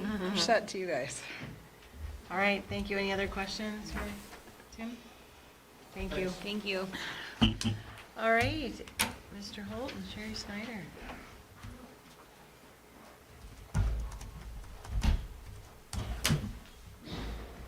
Hello. Hi, thank you for having us.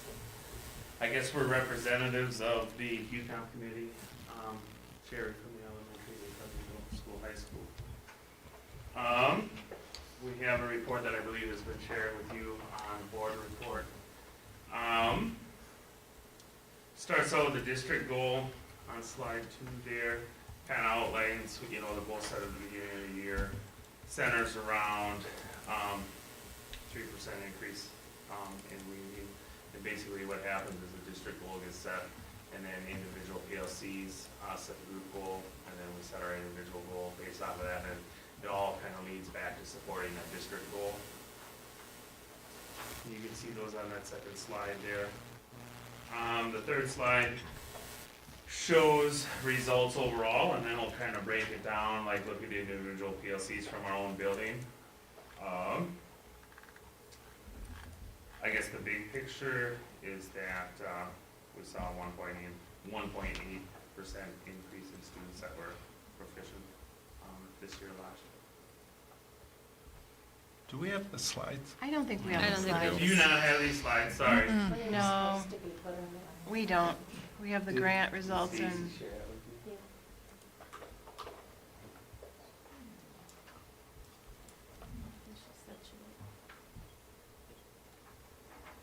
Or am I don't know if I'm able to share it with you. I'll try to do this.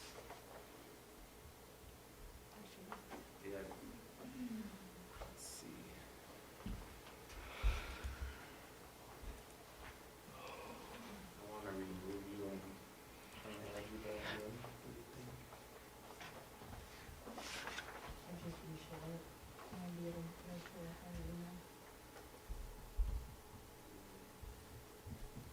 Just email it to us. Yeah, I just sent it to you, Denise. Even if you can hook up to the projector and spin around.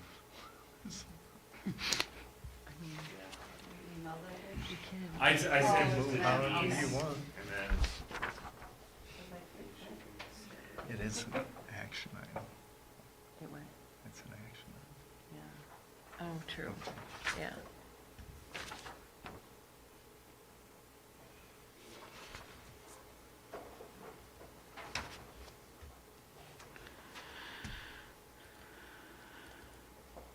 Could we recess for a couple minutes while they figure this out? You would think in 2.5 hours, I would have been ready. We can, do we need a quick recess? We've been going Just for, to use the restroom. yeah. Sure. Let's just take like a quick recess while they figure this out and we can stretch our legs. We've been sitting here for 2.5 hours. Yeah. Sounds My good. board book just went down. I don't know why. Oh my gosh.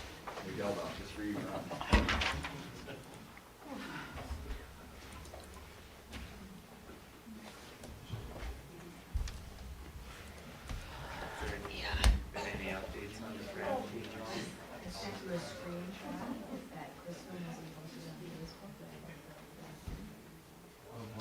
Sorry about that, but we might as well. You might, oh, here's the trap team update. Yellow Medicine East Facebook. Took state champs today in the JV division. Oh, that's cool. Braden Eisenbacher, second round, took second place. Braden Hammer took third, with Logan Hoffman fourth. And Aria Leonard received third top female conference award. That's awesome.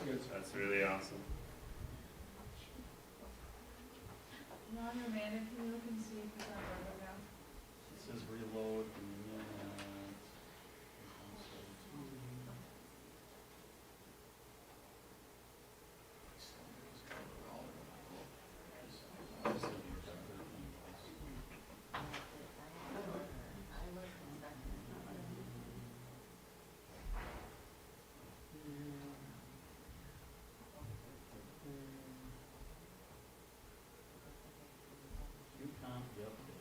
It came through? Awesome. it's like a lot of stuff. I think it'll go pretty fast to run through.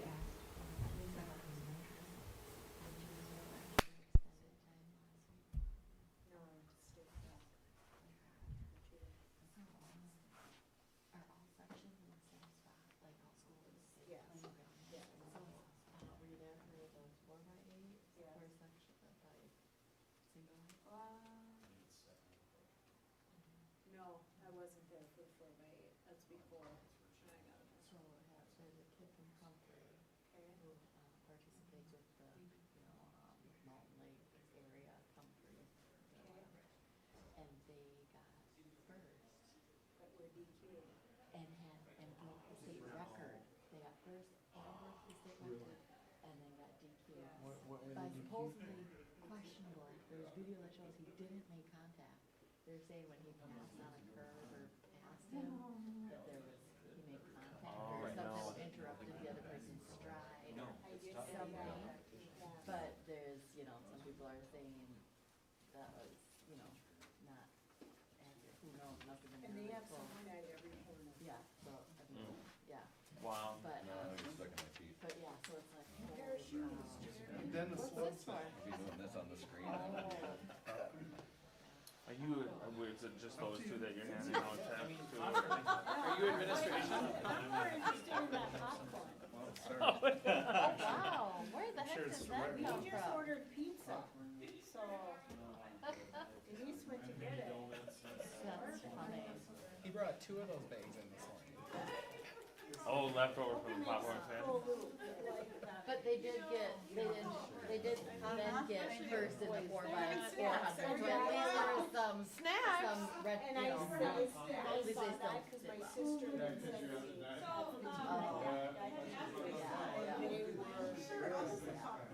They were good. That's too bad. Yeah. I just, Andy, Bob and Mary Gray was the state track, so they're always there. Fun, fun. Sure. So how are they doing? Good? So does your son coach track, or do you just? No, my nephew. Oh. And what class do they run for, or who runs for? Oh. He's done that. Yeah, so. Ian's been like texting me this whole time. I mean, we haven't even had lunch yet today.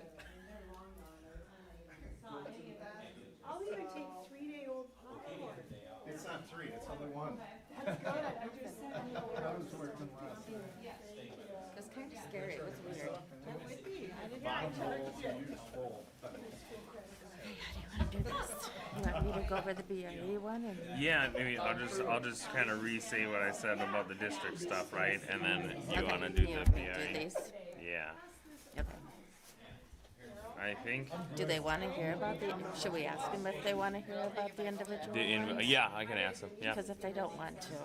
Right, we'll just say you have access to it in the board report, and then it's not Because they're not sitting necessarily there a lot of public time. record, you know, because of the targeted groups in our PLCs. Right. So we can make it shorter for them. Yeah, What's up yep. with the real bowls? Corey, did you give them these? No, that state money started coming through. Yeah. Non-disposable. Some days we just. Those, yep, Yeah. those I are the guess then- throw-up bowls from the nurse's office. Gross. Yeah. That's gross. Yeah, I washed them. You're okay. I'm kidding. Gross. Oh, that's funny. I know absolutely nothing. Just the thought of that makes my stomach turn. Gross. Yeah, thanks, Andy. Whatever works for you guys. I had a couple of theories on where those bowls came from. Yeah, you don't want to because I can't get it out of my head. Yeah, is this being broadcast right now? I think, yeah, these boys just, they run the same. You're a no? It's good to know, I just. Yeah, we'll just ask if they want all the Rich, individuals. do you Yeah. want this back up there? Rich, do you want this back? No. Okay. Go ahead. Resume? So now I think you all have access to this PowerPoint. It does, so we kind of go over district results, and then we have breaking it down by PLCs at both the BRE level and the middle school, high school level. I don't know if you guys just want the district results, and then you can look through the individual PLCs a little bit if you want, or if you want us to go through each of them. But basically on slide number 2 there, the district goal, like I stated a little bit earlier, kind of focused around the 3% growth at the reading. And then the PLCs break that down into their group goals and individual goals, both supporting that original district goal. when you go to slide number 3, you see some data points there for us. And the big one, that second set of boxes there shows that we did have an overall increase in proficiency of 1.8% increase. From there, it goes to, we break it down by PLCs at the BRE level. Do you guys want individual PLC reports? You would just want to look at that on your own time? You do it on your own time, yep. Some of the information, depending on the groups, there's more information available for some groups than others, because if you targeted a specific group, like myself being in special education and I chose a specific grade level, specific group to work on, I can't share quite as much information on that because it is a data privacy thing. One thing that was different this year is we got to choose whether we wanted to have a math goal or a reading goal. So 2 of the elementaries took on the math goal and the others were reading. So that was different this time. And all the elementary PLCs met their goal, which is different from last year too. And I didn't look at the high school to see. Not all of us did. So that was nice. And then at the very end, slides 19 through 21 talks about the exemplary grants that is done through the QComp Council as well. And as it says at the top of slide number 20 there, that that budget comes from goals that are not met in certain PLCs or by certain individuals. And that we have a couple of charts there of exemplary grants that were applied for by individuals or groups.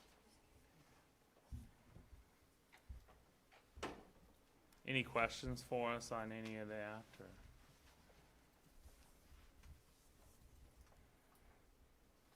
We were so close to hitting the district goal this year. It was kind of That is encouraging. sad when you looked at that one. Oh. Allegedly. Those are MCA scores. Yep. Okay. Just in case MEE is listening. No, gotcha. Just Close. remembering from years past, it seems like a more positive tone, like you've got better results this year. Than Yes. years past. And we were more, I would say, more specific this year Sure. on what we really wanted to aim our goals at, which were nice too.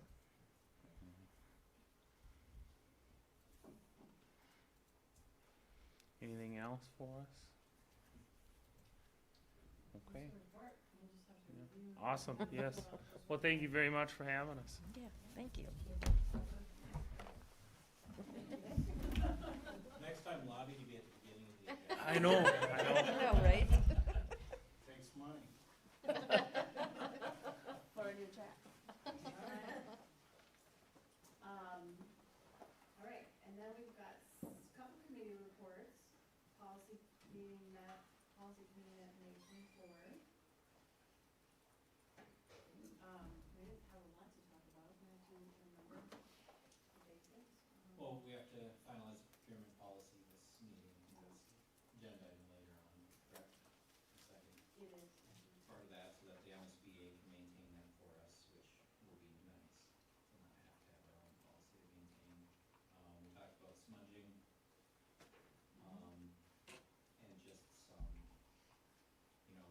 what are the next steps, what are the things that we have to consider? Would dry smudging be something that would be considered? And that ended up being that that's not the route that we would like to go. They would like to be able to smudge with lid. I don't remember what it's technically called. Yeah, like sage or whatever the elements are. But it wouldn't be, it would still be adult supervised, that kind of stuff, so they were gonna go back and talk to, the council as well, Native American Council, just to get some input from them, too, because really it's, if we're looking at some of these policy changes, right, we don't wanna enact anything on behalf of other people, that's not what we're looking for, so. A decision was made in that regard to come back with more information and more clear understanding of where they'd like to go with that type of policy.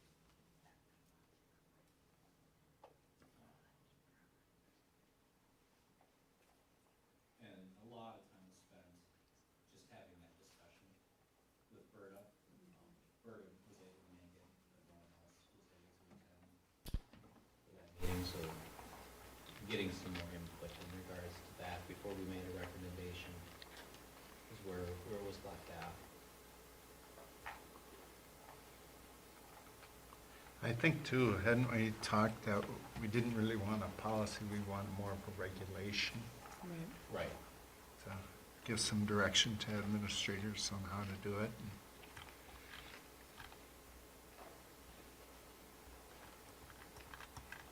And that was the bulk of it, really. Talked a little bit about Upper Sioux Flag being present somewhere, but they, again, they wanted to talk to the group, their group, and make sure that's something that they wanted us to consider. And we also discussed some logistical things that we'd have to do when enacting something like that, right? Like you have to comply with other regulations in the Clean Air Act. And then expectations in regards to the flag, what would the expectations be? Are we going to need to hold any special kind of ceremony or anything like that if we display the flag before sporting events, et cetera?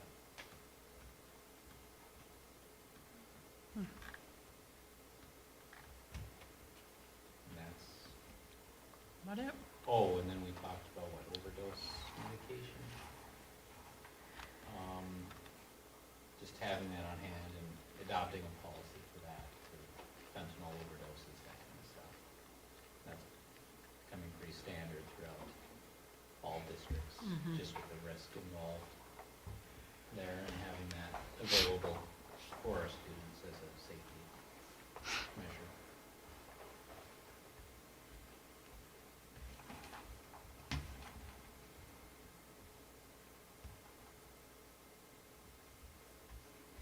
Okay.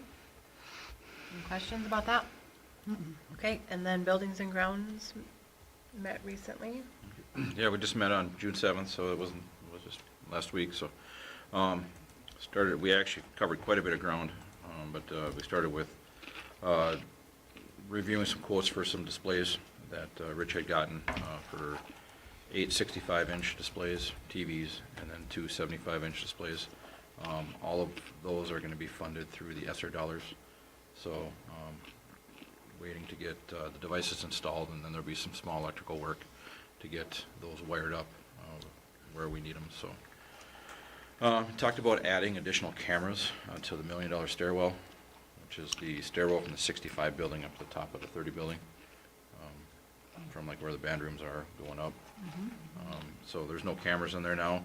So there's been some vaping and other disciplinary type issues that fall in the hallway because the kids are aware there's no cameras there. So getting cameras added to there, so hopefully that'll help deter some of that stuff, and or we'll be able to capture evidence of things that may or may not happen in there. So those are also going to be funded with ESSER funds as well. So making use of our ESSER dollars pretty wisely, I think. We talked about the vaping detectors and whether we should be having those devices recalibrated. After some discussion with Franny, it sounds like maybe we could start with cleaning the devices, just doing a good thorough cleaning on them first, hopefully that a couple of them that had caused issues, we had done some cleaning on them, and that solved them giving false alarm. So hopefully that could help make those work and operate a little bit better. So we'll start there. If we still have issues, then we'll look at recalibration. Went over capital outlay balances with the budget that we approved the last time and where we're standing. So we just reviewed those dollars. Talked about the middle school, high school media center proposals for furniture. There was 3 different proposals. The one from Innovative, which was the furniture we kind of visited and looked at when we were at the school board conference. They were the lowest quote and the one that the committee was favorable for using. So we just agreed that we should proceed with that route.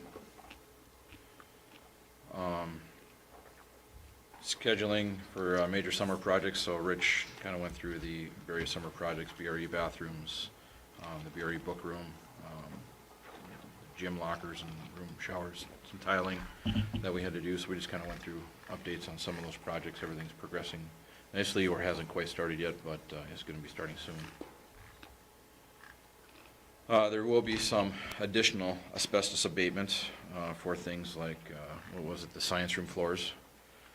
When we do the cabinetry in there, some of the tiling in there that needs to be done, the old stuff has got asbestos in it, so have to do a little bit additional abatement in a couple areas, and then it was a storage room, correct? Yeah, Yeah. the book room over The on book BRE. room. Over at BRE, okay, that's where it was. So, a couple surprises, but not unexpected, considering that we've been dealing with quite a bit of that throughout the building through the years. We went over the Type 3 vehicles, or basically the cars and the vans. So with the legislature change, now, it used to be any vehicle 10 years from the manufacturer date or older cannot be used. So that's the reason we were selling the van and we bought the Traverse. Well, with the law change, now they say anything with build date 2008 or newer, but no definition on when that would expire, we could keep in use. So technically, our van is still usable per that. I guess we talked about probably just wise to just proceed with what we were going to do and auction off the van, so that we don't have many additional vehicles laying around. So we talked about that. There was kind of pros and cons for each, but we just proceeded. We made the recommendation to move forward with auctioning off the van. Talked about phone system upgrades. How old is our current system, Rich? I believe it's only 6 years old. It's only 6 years old, but the company that came in that Lakeview, Laverne, and Marshall are using, our phone system currently costs us about $16,000 a year to operate, just with software updates and what have you to run. This new company would come in and install all of our phones for around that $16,000, and then after that, it would only be like a $2,500 operating every year subsequently after that, versus our $16,000 every year. Wow. So for same money in 1 year, we're replacing the whole phone system, and then after that, we're saving that $13,000. So it just made sense to switch the phone system. We kind of went through our spreadsheet just to look for accuracy on what we've been doing with the quotes that are coming in. Discussed copier quotes. I think we're still working on a comparison spreadsheet for that. Discussed transportation quotes. We're currently going to go out for transportation quotes, expecting probably only to get one, but we're proceeding with that anyways. Rich and Franny are working on a surplus auction item inventory, so hopefully we can get that posted somewhere online yet this summer, so we can try to get some of the stuff that we have extra out the door. That it's been an issue that we've had for a couple of years, and it's quite a large task. So the hope is to make a dent in it anyways. Mm-hmm. And then we brought up AC in the gym. It's a continued. I don't. Everybody went around to graduations. I heard it a lot of how hot it was in the gym. So expensive, but we got to try to figure out what we can do, get some pricing, get some idea of what we can do there. So at least we have some idea of what we can do moving forward, what's going to cost us. Hopefully we can do something later, but who knows? Work in progress anyways.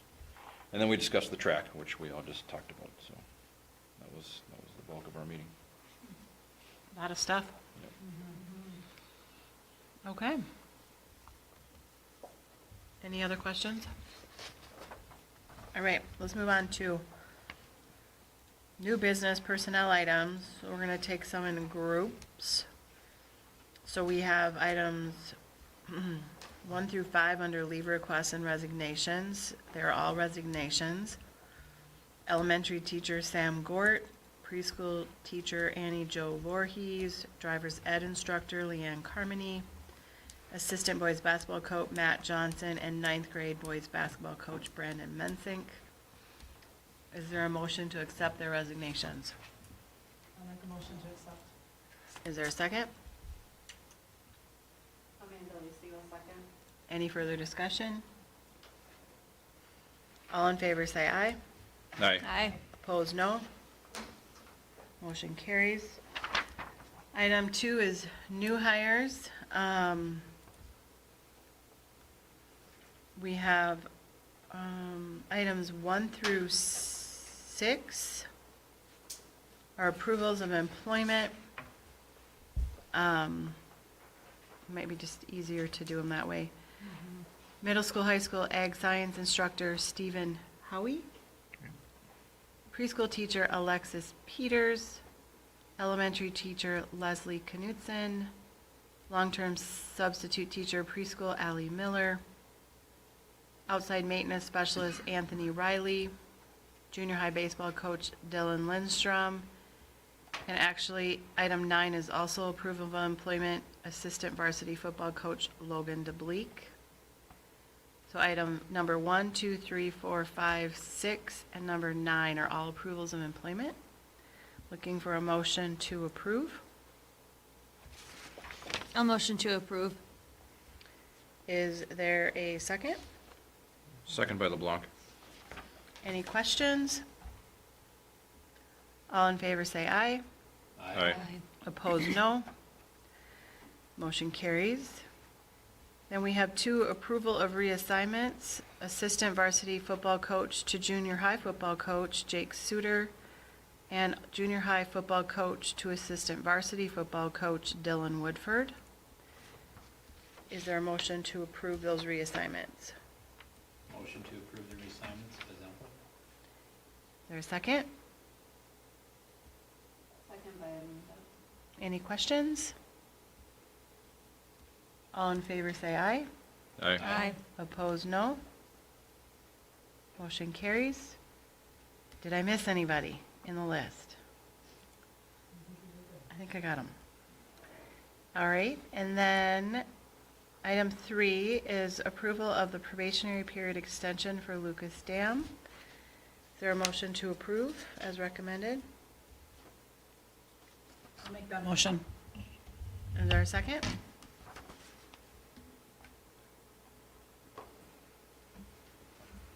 Second by LeBlanc. Okay, is there any questions? All in favor, say aye. Aye. Opposed, no. Motion carries. And I know that we're gonna move into some other items, but we have Mr. Russell here to talk quickly to us about the FFA trip. And I would like to move him up right now, if that's all right with the group. Yep. Please come forward. Yep. All right, thank you. Evening, everyone. Oh, evening. Well, Denise has got a PowerPoint that she's gonna put up, and it kind of highlights what the week looks like that when we go on this trip. While I'm doing that, I'm gonna just hand out, while she's getting that, I'm gonna hand out the itinerary. Thank you. Thanks. You bet. Maine. Yep, so, we're gonna be doing Maine this summer. I know when we came out of COVID, the band and choir and the FFA wanted to get kids back on the trip schedule. And we met with Mr. Schneider, and the only way he was gonna let us both go on the same year is if somebody would step up and go 2 years in a row. That wasn't such a good idea. But it's a great idea, the trip's gonna be awesome, but it takes 2 years to get a trip put together. And that year window has been really tight. I think we've got a really nice trip put together for the students, and I think it'll be a lot of fun. It just, it got a little tighter than I wanted it to be, but if you want to just look up on the board, the itinerary kind of goes hand in hand with this. The FFA students put this together. I usually have students come with me and present this, but a lot of them are either doing trap or they're on the baseball team, so, or working. So I said, I'll come in, present, and the sweet thing is we're not asking anybody for any money. And so this is a good thing. So we leave July 14th. We'll fly out on Sun Country. We'll leave at 3 a.m. in the morning so we can get to the cities for our checkout time. And then we'll arrive in Portland, Maine about 12:16 roughly. Saturday, Saturday and Sunday, it's hard to get ag tours because those places usually aren't open on weekends. So we usually fill the first 2 days up with some fun activities. And so we're going to do whitewater rafting. So that's an activity that we'll do, that's kind of an all-day thing on Saturday, and so we'll be doing that. And if you want to go to the next one, please.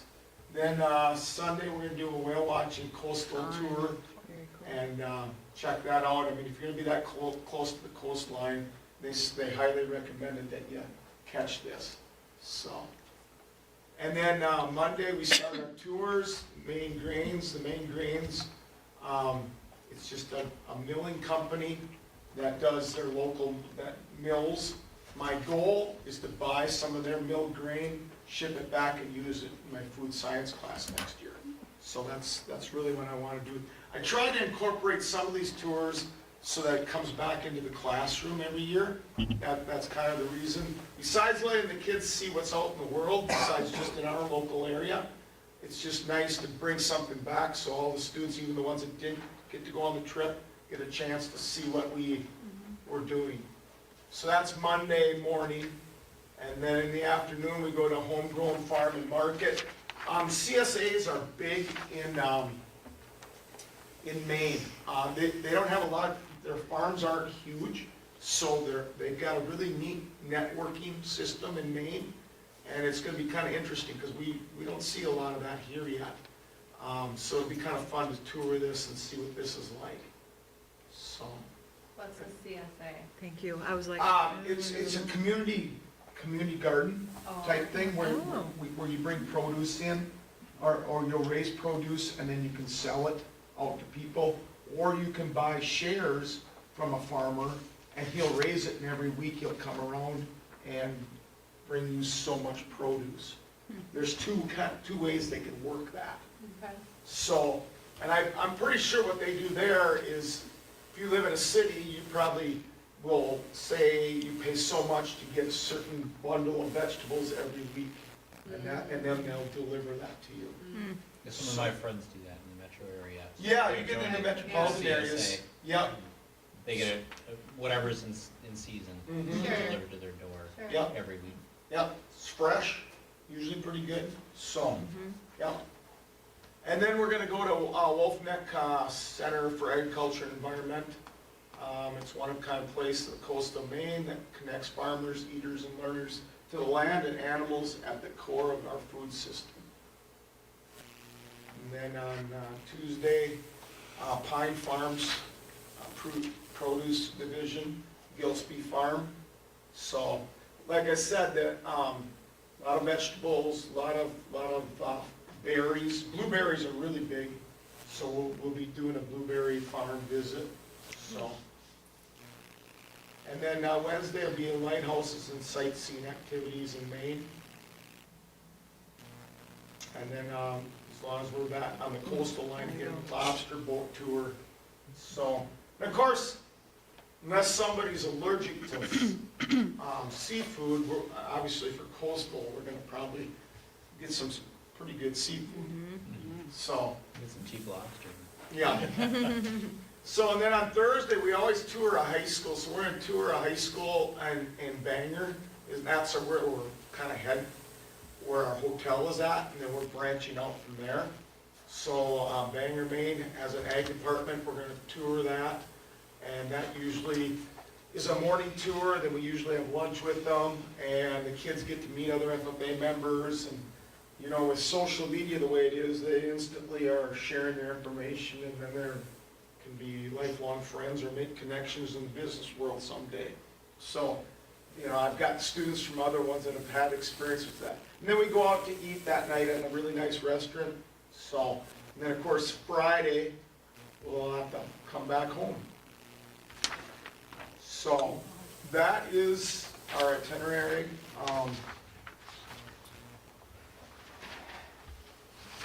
I text a message out to all the kids to see, I want to have a June 1st, I'm going to have a parent meeting to get all the paperwork filled out.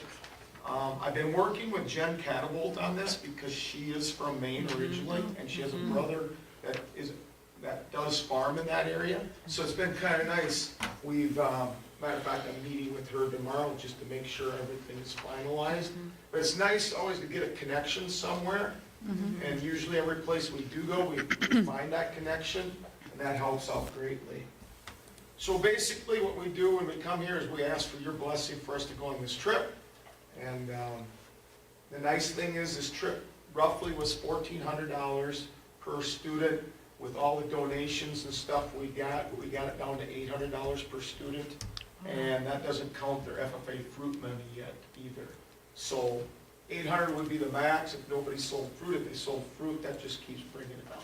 So for a week-long trip, that's a pretty good deal for the students to see all that stuff in a week. So, and we try to keep it educational, and as you can see, our time frame is it's busier than a regular school day. I mean, we're up at 7 o'clock, 6:30, 7 o'clock having breakfast, and then we don't get in until 8:30 at night. So, but we found, you know that if you keep them busy, they're not causing any other trouble. You gotta keep them occupied. So, and it's fun. I mean, it's fun taking these kids on the trip. We have them journal. So they write a journal book, and halfway through, as chaperones, we collect up the journals, start reading them, make sure they're journaling, and it's always fun to see what they're talking about. So that's it in a nutshell. So Have fun. How many kids are going? there's 15. Okay. Yep, 15 on that list. So, and I think that maybe was shared with you guys too, the transportation. I think I shared. I think they have it right, Jan? Transportation request form. Do they have that? You mean the field trip? Yeah, field trip. No, I Oh, don't think we shared that. Oh, okay, then you don't have it, but there's 15 students, 6 chaperones are going, so it'll be myself and my wife, Leslie, and then Perry Offedall, and Lisa, and then Dylan Woodford, and Becca, our chaperone. So, Okay, very fun. Well, it is Yeah, it it looks is like an a action item. trip. Yeah, it is an action item for us just to approve give our blessing, but approve the trip. So I'm looking for a motion to approve the trip. Thank you for the presentation. yeah, thank you, appreciate it. I'll make a motion to approve. Is there a second? I'll second. All in favor, say aye. Aye. Opposed, no. Enjoy Maine, and we'll love to see some pictures. Yeah. We'll do that, we'll come back and present after we get back. Yeah, that'd be Yeah. fun. We do that to all the people that have donated, we give presentations to them. So we'll do the same thing for the school board. Bringing back lobster for everyone. Well, Yeah. Ship Little fresh. taste test. Yeah, I'll do that.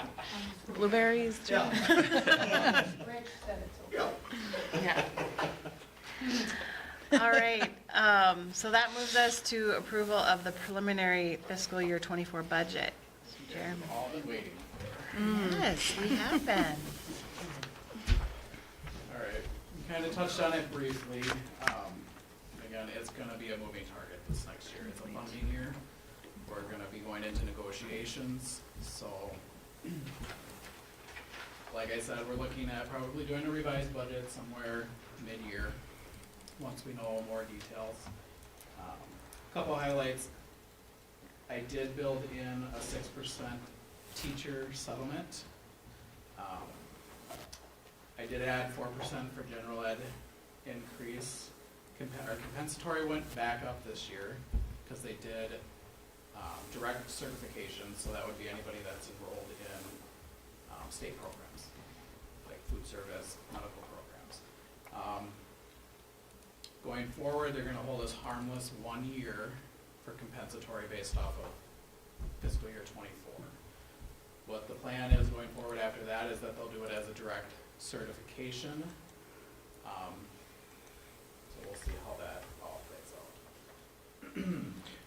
out. So general education, for our general fund, we are looking at that highlighted box there, if you guys have that. That's kind of that big number we look at. We're looking at a deficit of $128,000 right now. Like Rich had mentioned, we did not add in special ed cross subsidy right now. That is looking at about $400,000. So that would put us into the positive.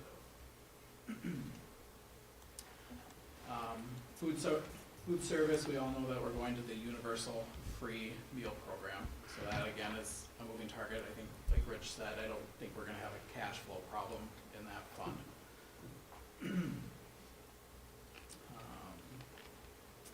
Community ed, that's our ECFE programs, learning readiness, pool, senior citizen, and then just general community ed activities, looking at, a certain, or a positive of 22,000. So, looking at it, I think we're sitting better than we were last year with some of that funding from the state this next year. Let's see. So a couple of the other funding areas that we're gonna get, there's the student support of 40,000, that's not built in yet, and the library aid that Rich had mentioned. Those are gonna be, I think both of those programs are gonna be, we'll get the money, we need to spend the money in the year we get it. So there's gonna be a revenue and an expense, it's not really gonna change the bottom dollar for profit or loss. Those dollars have to stay in their own bucket. Yeah. That's one of those object codes I was talking Indian education, that was another big one that increased. So before it was $20,000 based off the first 20 Indian ed students, and then I think it was $230 additional. That went up to 40,000 base for 20, and then 500 for each student above that. So we budgeted an additional 40,000 in that pool. So that'll probably move out a little bit of, a couple salaries that will come out of general education, so that'll drop that deficit a little bit too. So, like I said, again, it's just gonna be a moving target, and we'll look at it again mid-year, maybe after teacher settlement if we get that far, but. It's gonna go fast. What's that? Positive, it's gonna Teacher be settlement's fast. gonna go real quick. Everybody's gonna be happy. Very So, positive. We're looking at total revenues of $12,643,690 and expenditures of $12,621 $12,621,625. Well, that's what we're looking to approve for the fiscal year '24. Any questions? For the compensatory, they're switching, it'll be just strictly on the direct certification. So right now they base it both on direct certification and then the forms we filled out. Okay. So they know that they're gonna have an issue with getting people to fill out the forms. Okay. So they're moving it to the direct certification, but they So- have to figure out what percentage that's gonna be. Okay, so the forms won't be part of the formula at all? That's for- what we're hearing. Okay. Yeah, but that's in the future. Right. This year, we still have the form. So we're good for fiscal year '24, '25, '26, they're gonna be looking at something. Okay. And I think most schools saw a significant uptick in our compensatory. Oh, yeah. So I think it's roughly 630,000 we got this year, which was well over $300,000 increase.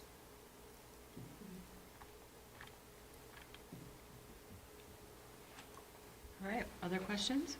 Oh, the other thing I want to mention, OPEB, so that Fund 25 that we had, those funds are going to be exhausted this year.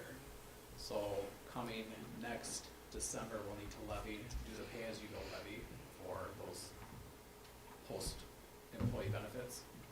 So I did build in, I think it was about $24,000. That's that $200 that we give each retiree for health insurance. So that's built in as an expense. We will not have a revenue for that in fiscal year '24. So then in '25, we'll have the prior year expense and revenue for that. Because we won't know how much to levy till we assume the expense. Makes sense. You need an approval? Yep. Right. So we're looking for a motion to approve the budget, if there are no other questions. The preliminary budget. Motion to approve by LeBlanc. Second? Second by Zempel. Okay, any further questions or discussion? Good luck. Good luck. Yeah, have fun with that. All in favor, say aye. Aye. Aye. Opposed, no. Motion carries. The next one is a resolution, I believe, right? Approving the annual, is an annual item, approving the membership into the Minnesota State High School League for 2023-24. I think you can waive reading this resolution. Was there any increase this year, Increase in, the membership? I The don't costs? see- Yes. Was it a couple of years ago they increased the cost by quite a you bit, know didn't what? they? I don't think that's really, we don't even know what, or at least I don't know what the cost. Am I thinking of something else? Oh, I yeah. thought they increased the Yeah, it cost was. by, it was huge one year, didn't they? Because they recalculated how it was. What was that? Was it $100 that they increased it? Oh, it seemed a lot more than that. It was like a That was, couple, this was that 2 or 3 years ago they did it? It was during COVID, wasn't it? It was ridiculous how much they increased Because it, there were so, no state tournaments. yeah. But I just, I was just making sure Well, I'm that they sure did. that was one of the factors. It was, and we didn't have a choice. So, Yeah, this is anyway. an organization we want to be part of. Yeah, we have I mean, to. we really have to Oh, be. yeah. We have to be. Like I said, we didn't have a choice. We just had to pay it. So but this it's is a like, oh. resolution, so a motion, a second, and then individual, Roll call? yes or no. Roll call vote. So first I need a motion. I'll have Elisa make the motion. There's a second. I'll second. Any questions? Okay, it's a roll call vote, so signify by saying yes or no, and we'll start with Yes. Laurel, did I say Laurel? Laurel Christensen, yes. Matt Semple, yes. Dawn Odegaard, yes. Sonia Peterson, yes. Jeremy LeBlanc, yes. Amanda Lisi, yes. Ron Winter, yes. Okay, motion carries. The next one is to approve the MASA membership renewal. This is the one that benefits superintendent. Yeah, that's mine. Yep. Got it. Yep. Can we take these three together? Is there any reason we couldn't? Go for it. These are annual renewals for the next fiscal year 23-24, the MREA membership renewal and the MSBA membership renewal. If I can add something, make sure if you have not signed up to get their updates, like MREA, remember that's really rural. MSBA is all of Minnesota. Yep. So they each have their place, but MREA puts out a really good weekly update that really targets rural schools, so. And you can use your Good to know. school email address to sign up. Correct. Done it, right? All right, so we're going to take items 4, 5, and 6 together since they're annual renewals for these three organizations. Looking for a motion to approve. Motion by Semple. Second? I'll second. Any further questions or discussion? The costs are posted on Board Book. All in favor, say aye. Aye. Opposed, no. Motion carries. Number 7 is recognition of Juneteenth as a school district holiday and to pay employees as such. Yeah, so I think I put that out in my weekly updates that this was, just, that's why the letter went out to families to inform people. It is a state holiday. And so I recommend the motion is made, just as I put in my report there. So no employee may have scheduled work and schools may not conduct business. A letter was sent to the family. So. So you would like the motion to be that last statement, or? That one, so the attorneys tell me that's the one, so.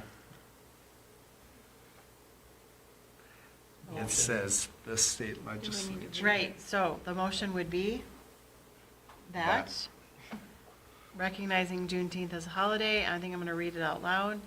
The state legislature has designated Juneteenth as a state holiday, and because our labor agreements stipulate in the severability article that when changes of law are made that are in conflict with the labor agreement, the law will prevail. The school district will pay employees scheduled to work on Juneteenth their full compensation as a paid holiday for 2023 or until agreements have been renegotiated. So we do not need an MOU? We do not need an MOU. Not if we, do this. This is superseding them one. Yep. As a state holiday, no employee may have scheduled work and schools may not conduct business. So we are looking for a motion to recognize this language.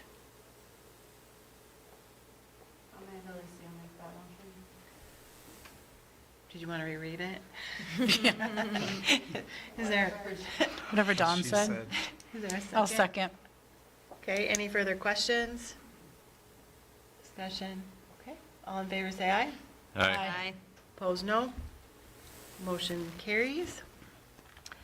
Then we have the call for bids, milk and milk products for the 2023-24 school year. Are they the winners? No, this is just calling for them. Call for bids. We haven't got a winner yet. Well, it said milk and milk milk and milk products. I was like, is that a? I'll make the motion to call for bids for milk products. Okay. Second by Zumble. My only question is, we're not doing bread, we're just doing milk. Nope, no bread yet. No bread, Just milk. no bread, we. What's milk gets products, through- yogurt? What's that system Cheese. called? Cheese. Cheese, probably. Yeah, Lisa Truax, yeah. Milk Anyway, and milk products. All right, we have a bread motion. is Cheese. cooperatively purchased. Okay, we have a motion and a second. All in favor, say aye. Aye. Opposed, no. Motion carries. Then we're on to the approval of a copier printer agreement. Okay, so I updated this in there. Just to give you a little background, we went out for RFPs for copier, and so hopefully I got the right one attached there. If you can see it, the lowest bid was Marco, I believe still. Is that who we use now? No, we use Oh. Loeffler now. Which one do you have, which document? Didn't I put it in there? Does it have the copies at the bottom, the numbered copies? Yes. Okay. then let's- So look at the 850,000 copies one, that'll be a better comparison.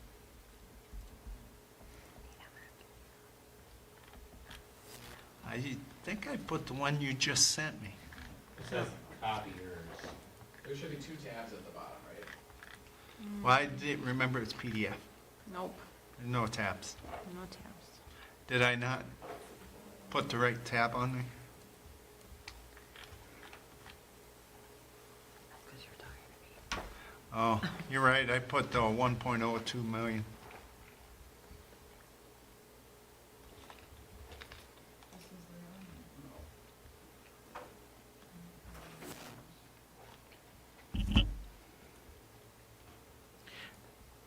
Is that copies per year?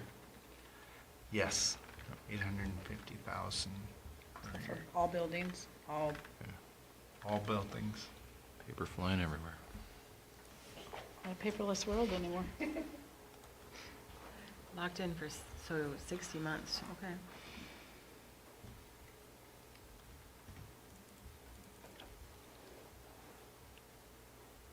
Those are the second. Six, 12, Just 3, give me a 5. second while I. Mess with this for a second.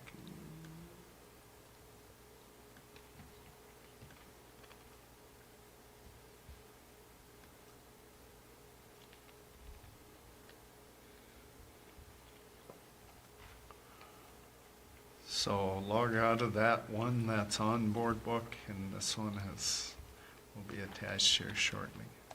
I can-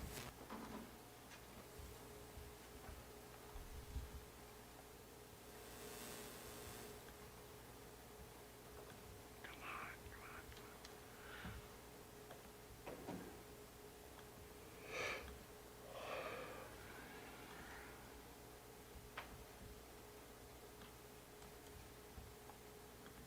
on. Unlock agenda.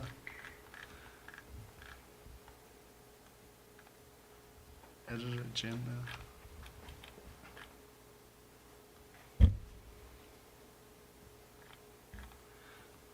So you will see, anyway, I believe what you're going to eventually see is that Marco is the cheapest. But that being said, they're not, we do the best we can to make them apples to apples, but they never are. A and B actually has worked with us pretty extensively, and even though they're slightly higher, I have a little bit more confidence in them. I don't have anything necessarily against Marco. We've never had Marco. We've had A and B before. So you're comparing A and B at, if I'm There, I think correct, it went through Jeremy, 920. 14,587 to Marco at 14,359. So we're talking 200 and some dollars worth of difference. So my recommendation to you folks is to go with A and B based upon some of the features and just we believe the service throughout the RFP was that substantially different. Thoughts or questions for us? That type of discrepancy seems a reasonable request. Mhm. And it sounds like you've vetted it. Any questions for him, or? Jeremy and I learned a lot about copiers and printers. Number one, we aren't gonna do it again. Our tech people are gonna do it next time. Right? But we wanted to learn it, so this is how. All right. I was, A, B, and D, like, a few of the reps came out, but for Rich and I think he was the one that kind of built that rapport with us and explained it the best, and wasn't, just that pushy, so. Well, it's important to have that when you're talking about And like Rich said maintenance. today, we can probably just pick up the phone and say, Justin, we need this fixed, and we'll get it done. Yep. So is it fair to say Marco doesn't meet all of our specifications? Does Marco meet all the specs? It doesn't meet. They do not. Marco does not meet our specifications. No, they met all of the bare minimums. Okay. But, okay, so you design this, and no matter what, you're not gonna get apples to apples. Okay. So, like cloud print, I don't know if that's the right word, or global print, or whatever. Even that or down to how much it costs per copy, because one company could be, they're gonna average your black and white and your color, where the other company might be, this is how much you're paying for black and white, this is what you're paying for color. At the end of the day, you really don't know where you're gonna end up. So as far as machine-wise, product-wise, like A, B, and B came in cheaper, but then it's how many copies of black you're using versus color, that it kind of shifted. It was very similar, and the bottom three are about $3,000 less than the top two. And the bottom three are very close, within a couple $100 of each other.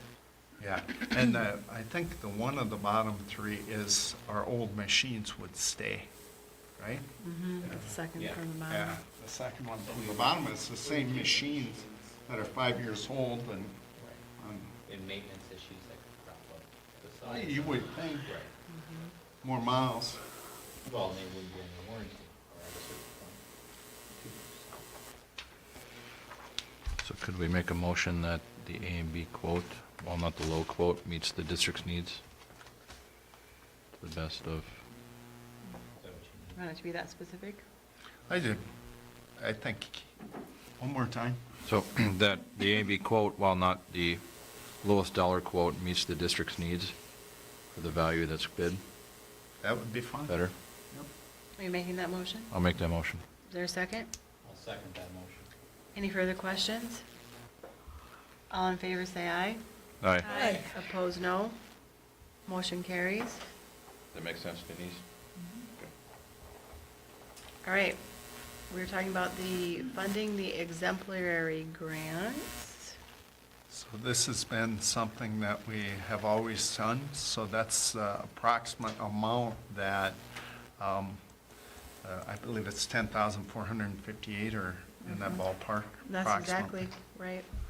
Anyway, so what we have normally done is that's the individual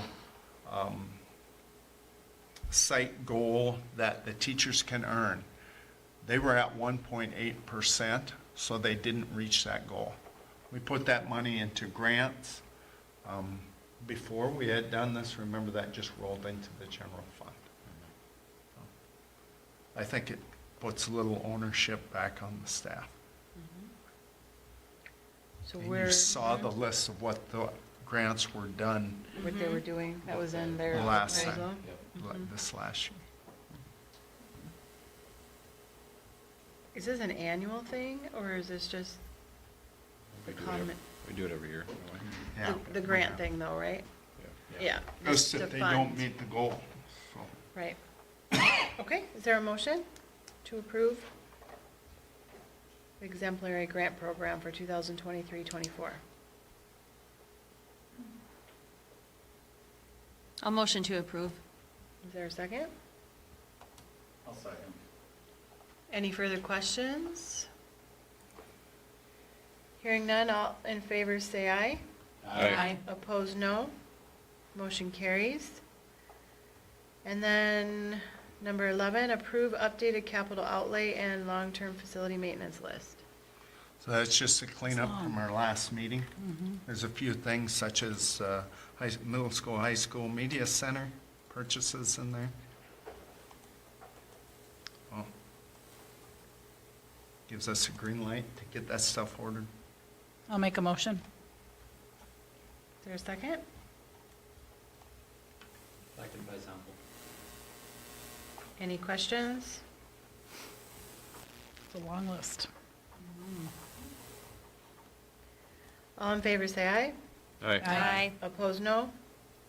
Motion carries. That moves us, we've already done the field trip, so policy update. This is the second reading and adoption of policy 721, procurement policy. Questions? Just remember that red part in there, our auditor had us put that in there at that amount, that threshold. Which is on page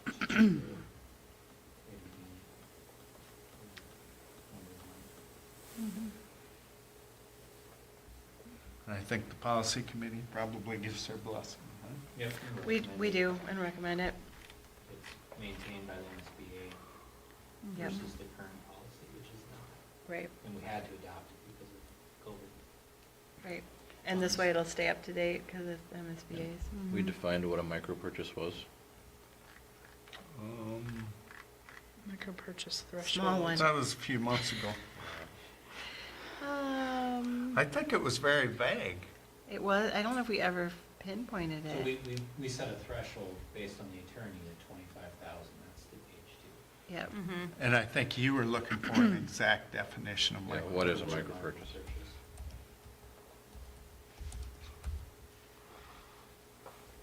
Not that I thought it had to be in here, I just don't know what that means.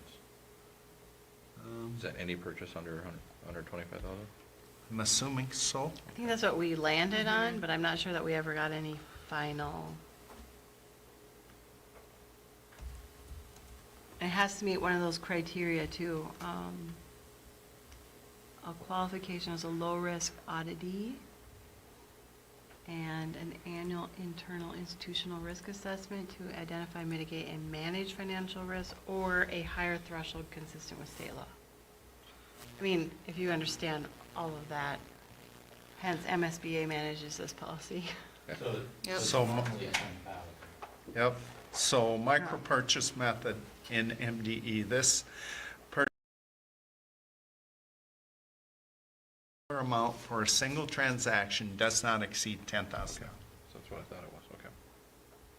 Yep. When we're just And we saying went up to 25. 25, which is what the state allows. So, this is the second reading and adoption. Is there a motion to adopt policy 721? Motion by LeBlanc to adopt. Second? Second by Zemple. All in favor, say aye.